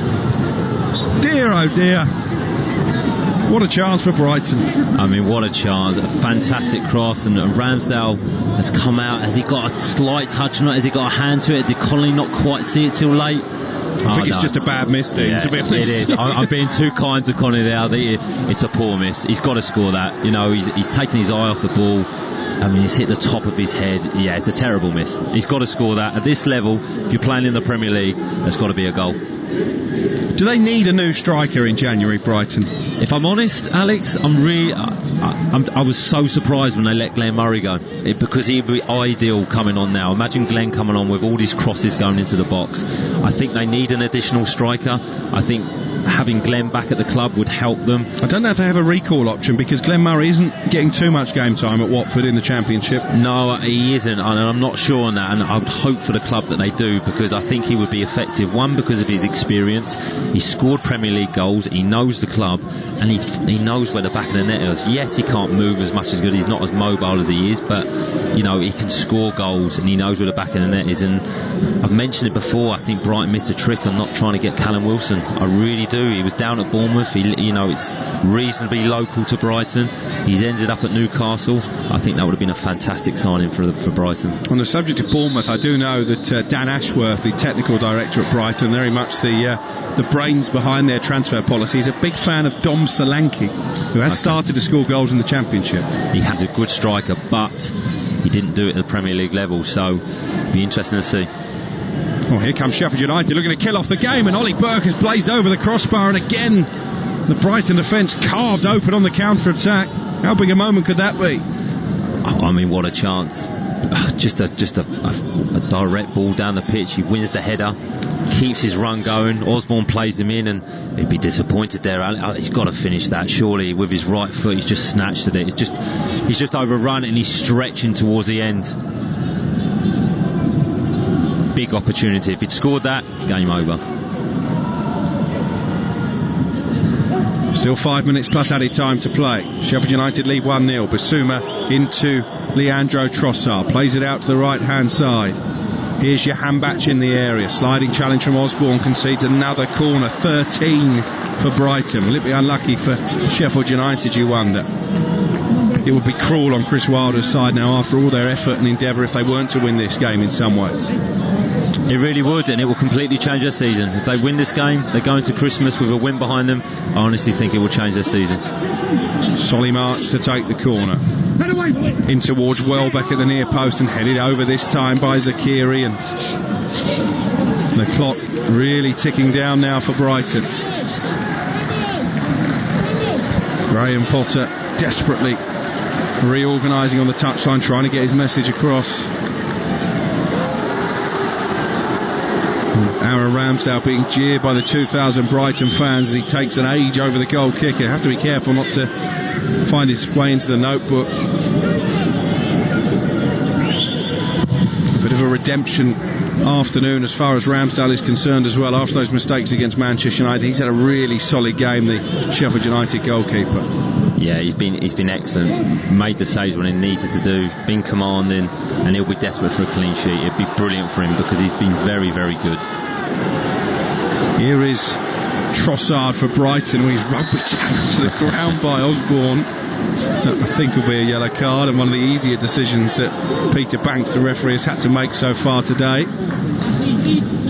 And a free kick for Brighton, a chance to pile bodies into that Sheffield United penalty area once more. They trail 1-0 with 4 minutes remaining. Third Sheffield United booking, plus of course the sending off of Lundstram in the first half. Seems a long time ago now. Here's Bissouma into the feet of Trossard. His cross is a good one. Webster's up there, and Danny Welbeck has to score, and Danny Welbeck does score, and Brighton get themselves back on level terms with 3 minutes to go. Sheffield United's stubborn resistance is finally broken. Danny Welbeck with his second goal for the Seagulls. He couldn't miss, really. It's Brighton 1, Sheffield United 1. Oh, well, you feel for Sheffield United. They defended brilliantly all afternoon. There was a bit of moaning from the crowd when the ball didn't go in early, but a good delivery. And when they forced to Danny Welbeck in that position, he's going to score. So it fell to the right person. A really, really good finish, nice and composed, and they're back in the game. And you probably see Brighton going on and winning this now, so their tails be up. The game's completely changed again. So unlucky. It actually bounced off the back of Basham. Nothing he could do about it, and fell right into the path of Welbeck, and controlled it really neatly on the chest, and then swept it beyond Ramsdale left-footed. It's just that difference between a quality striker just being composed in that position and not snatching at the shot. So a really good finish, but yeah, I feel for Chris Basham because we've mentioned he's been great all day, and just that luck goes against you, and it's unfortunate because Sheffield United defended so well this afternoon. The difference between a quality striker and Aaron Connolly, without being too harsh. You're probably right. Here is Trossard. Mazy run from him, and he was fouled. Let him play on. Could have played the advantage. The referee shot a yellow card instead to Ollie Burke. I think booking's the right decision, but he could have let the attack play out. Well, that's frustrating for the player because he's now running at Sheffield United defence at full power, at full momentum. He's just gone past another two players. I just think that's a crazy decision by the referee. He can call it back if Trossard loses the ball. Very strange. Free kick again taken short. Jahanbach has his cross charged down by Burke, but they can't get out, Sheffield United. Solly March chips it towards the area, looking for Connolly. He's in an offside position. It's going to be a free kick for Sheffield United. I mean, a point for Chris Wilder under the circumstances, being down to 10 men for so long would still be a step in the right direction, but it will feel like a defeat, won't it? It really will. You know, when they went down to 10 men, they come out the second half. Would they have taken a point? You asked me the question. I said they would, but after being 1-0 up with 5 minutes to go, after defending so well, it will almost feel like a defeat again, and it will take the wind out of them if they could have just held on to that result. But you know, Brighton have got back into the game, and what we've seen all afternoon, I don't think this game is over yet. I think there may be one more goal. And if there is one more goal, then You'd be a brave man to back it going any other way than into the back of the Sheffield United net. Here's Connolly on the left-hand side, the Irish international. Infield for Trossard, being urged to shoot. Trossard, he does, and he's put it wide. Not sure that was the best option from 30 yards with blue shirts ahead of him. Well, it's nice to see him take the responsibility on and get a strike from the edge of the box. And when you strike a goal, you never know when there's that amount of bodies. It takes a deflection and goes in the goal. So could have gone wide, but they've gone wide a lot this second half, and Sheffield United has defended that very well. So I don't mind that, him being brave and taking that shot on. We've seen Sheffield United suffer late heartache. Aaron Ramsdale shown a yellow card for time wasting. Not before time, according to the Brighton fans, but I remember that Sunday morning, Dean, I think when we were last together, Jamie Vardy right at the end, giving Leicester a 2-1 win at Bramall Lane. Chris Wilder looked distraught that afternoon. He would be equally in turmoil if Brighton were to win in stoppage time. Well, I think mentally, Alex, if that did happen this afternoon, if they did lose this game in the last minute, like in the fashion they did against Leicester, I think that would almost finish them off. I think that would just be a killing point. So hopefully that doesn't happen for them. But yeah, it would be difficult to be in that scenario again. 4 added minutes to play. Osborne coming forward down the left for Sheffield United. Still trying to attack, to their credit, the 10 men. It's a foul by Solly March on Osborne, down by the left corner flag. How bold will they be with this free kick? How many men will they send forward from the back, you wonder? Still a chance for Sheffield United to defy the odds and take all 3 points perhaps in added on time. Only 5 pink shirts in the area to 9 Brighton. Osborne will take the free kick. He'll be wary of the counter-attack here. Welbeck, the goal scorer for Brighton, nods it away. Kept alive by Egan. Little ball over the top, looking for Basham. Holds it up down by the corner. And here's Ampadu. Chance to cross for Ampadu. Headed down, but not really away by Lewis Dunk. And Danny Welbeck having to do his defensive duties. Carried the ball away, but he's been dispossessed by a good tackle from Ampadu. And here's Bogle. Had it stolen away by Lallana, but they can't get out, Brighton. Here's Basham. Good footwork on the byline. He's won a free kick. Good play. Very good play by Sheffield United. Kept that ball in the area, didn't let Brighton get out, pressed the ball, tried to win it back, and won themselves another free kick. So, like you mentioned, will they be brave again? Will they put that extra body in the box and try and win the game? 2 minutes remain in added on time. It's been a fascinating watch, actually. Sheffield United down to 10 men. Lundstram sent off for a second yellow, or a red card I should say. It was a yellow turned into a red towards the end of the first half. Bogle's deflected shot gave them the lead against the run of play. Danny Welbeck with the equaliser for Brighton. Osborne's cross is almost dropped by Sanchez, but he was definitely being fouled. No question about that by Egan. And maybe with 90 seconds to go, still time for Brighton. Sanchez out to Bissouma. They're being urged on by the home crowd. Here's Connolly on the left-hand side. Bogle getting back there and doing really well, and then a foul by Basham. Needless. Free kick for Brighton just in from the touchline. A yellow card for Basham now. I know it's Christmas weekend, but Peter Banks has been a bit two-card happy for my liking. Well, it's been a competitive game. It's been a really good watch, actually. 2 teams trying to win the game, competing for their clubs, committed. There's been a few yellow cards, a few nice challenges. It's been a good game to watch. Well, we know where this is going. This is going, for my money, onto the head of Lewis Dunk, and Brighton will hope the knockdown falls their way. Solly March towards the far post. There's a bit of a nudge in the back there on your handbatch, but not enough for a penalty, and it should be cleared away now by Bogle, the Sheffield United goal scorer, and they are close now to the finishing line. But here's Ollie Burke using that blistering pace again, just ran out of pitch in the end, and Brighton will get one last chance to thrust the ball forward. Sanchez out to Leandro Trossard. It's now or never for the Seagulls as they search for this elusive home victory. Got to get it into the area. Trossard, he slowed it right down. Here now is Webster into Connolly. 3 blue shirts to Amac. Johanbach made a good run to the right of the area. He's found belatedly by Bissouma. Still a bit reluctant to hoist it in there. Lallana's onside, crosses, Welbeck's header towards the corner, cleared away, and off the crossbar by Johanbach. Oh my word! How did Johanbach not win the game for Brighton? Unbelievable. I mean, I can't even know what happened there. Hit the crossbar, rebound, ball in the box, great cross by Adam Lallana. He's got to score, good defender, He's 3 yards out. He's got to score. I mean, Ramsdale's actually done pretty well to try and put him off. He's distracted him, but you're right, he's got to score. Here's the corner. This is it for Brighton and Hove Albion.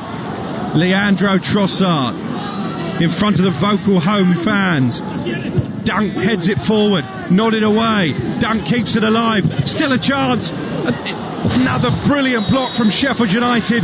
There is the full-time whistle. Well, who can deny these battling blades a precious point? Reduced to 10 men when John Lundstram was sent off by VAR at the back end of the first half. They took the lead totally against the run of play. Jayden Bogle with his first goal for the club. It took a wicked deflection before swirling into the corner. Danny Welbeck levelled it up in the 87th minute, and Brighton should really have won it. Johanbach somehow failing to head home from 3 yards out right at the end. Honours even between these two struggling sides. Brighton, no wins in 11 now at the Amex Stadium. Sheffield United's winless run extends to 17 matches. It finishes Brighton 1, Sheffield United 1. You are listening to Premier League Live. Webster nods it down. Chance for Mopé. And for Lewis Duncan. He's lifted it over the bar from 4 yards. Huge opportunity. Brilliant defending, it really is. But it's another opportunity. It's Mopé. What a block. I mean, that's great defending. Let's give credit to the defender. McGoldrick. Free kick. Good save by Sanchez down low to his left. He'd have seen it late. That's a terrific piece of goalkeeping. Brilliant save.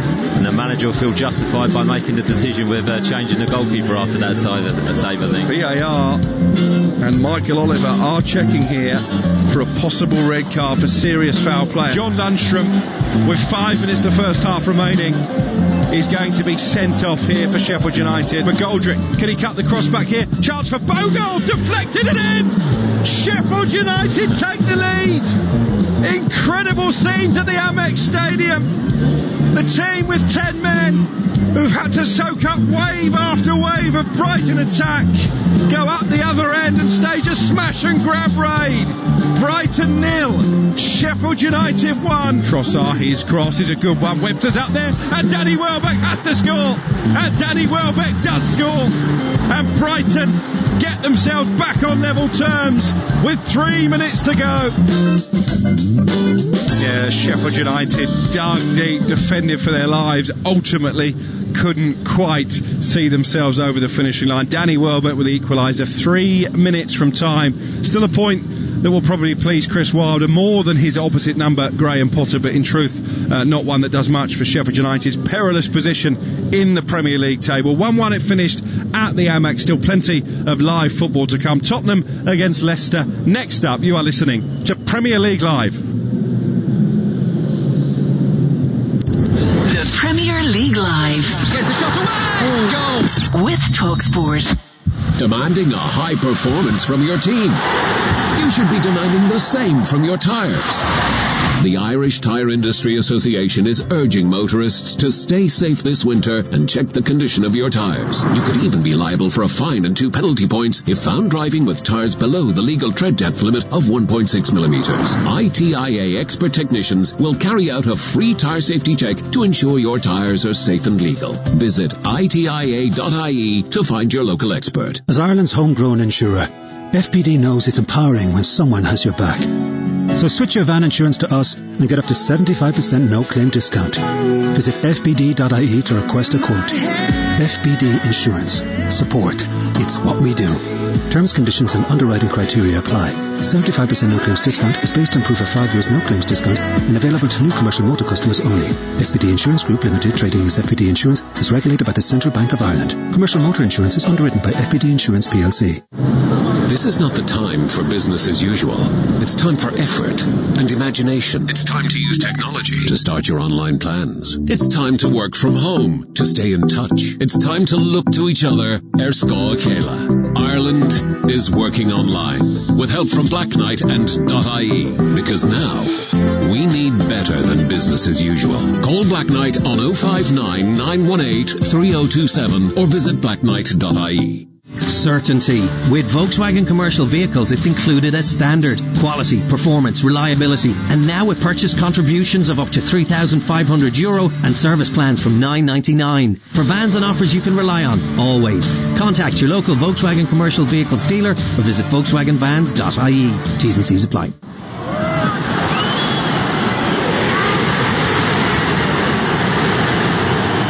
There's certain matchday sounds we are all missing. But there are others we don't have to. Is Carlsberg Pilsner the best beer to enjoy while watching the match at home? Probably. Carlsberg Pilsner. Probably the best beer in the world. Enjoy Carlsberg sensibly. Visit drinkaware.ie. This Christmas, get all the non-stop Premier League action with the Now TV, Sky Sports or Sports Extra pack.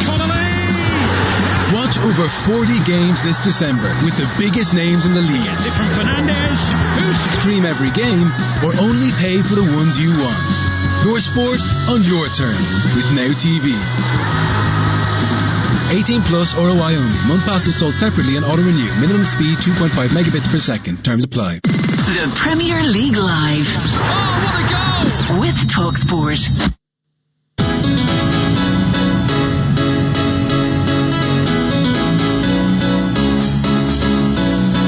Premier League Live with TalkSport. All the big goals and big moments from the world's biggest football league. They get a second here, they can!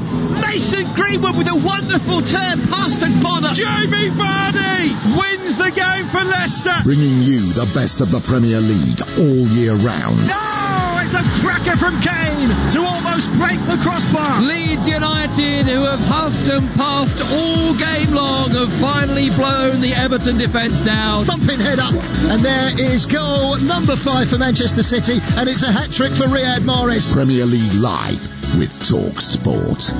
You're listening to TalkSport's coverage of Tottenham Hotspur against Leicester City from Tottenham Hotspur Stadium. I'm your host, James Field, and alongside me is the former Reading and Spurs midfielder Kevin Watson. This is Premier League Live. The second Premier League match of the day is a potential cracker here in North London as second hosts, fourth going into this weekend's action. Host Spurs and boss Jose Mourinho in particular were disappointed to lose to Liverpool late on last time out, but with the games going thick and fast, they have a chance for redemption here in an empty stadium once again. That defeat came after 7 wins in 10 in all competitions, and they may fancy their chances again against an up and down Leicester City side. Brendan Rodgers' team were beaten 2-0 in midweek at home by Everton after 3 straight wins in all competitions.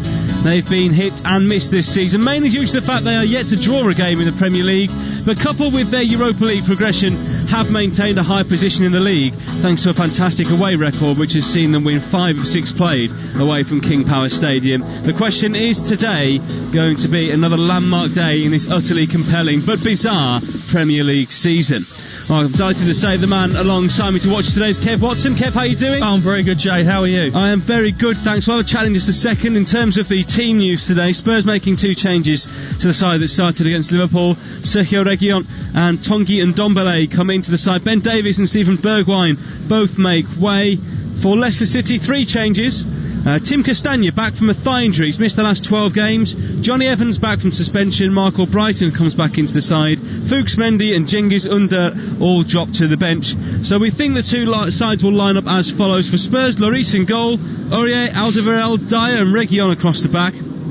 It's Sissoko and Højbjerg in midfield, and then we think of 3 of Lo Celso, and Ndombele and Son in behind Harry Kane, the striker. For Leicester City, Schmeichel in goal, the captain. Castagne, Fofana, Evans and Justin in a 4 today, and Didi and Tielemans in front, or Brighton and Barnes wide, Maddison playing just behind Jamie Vardy.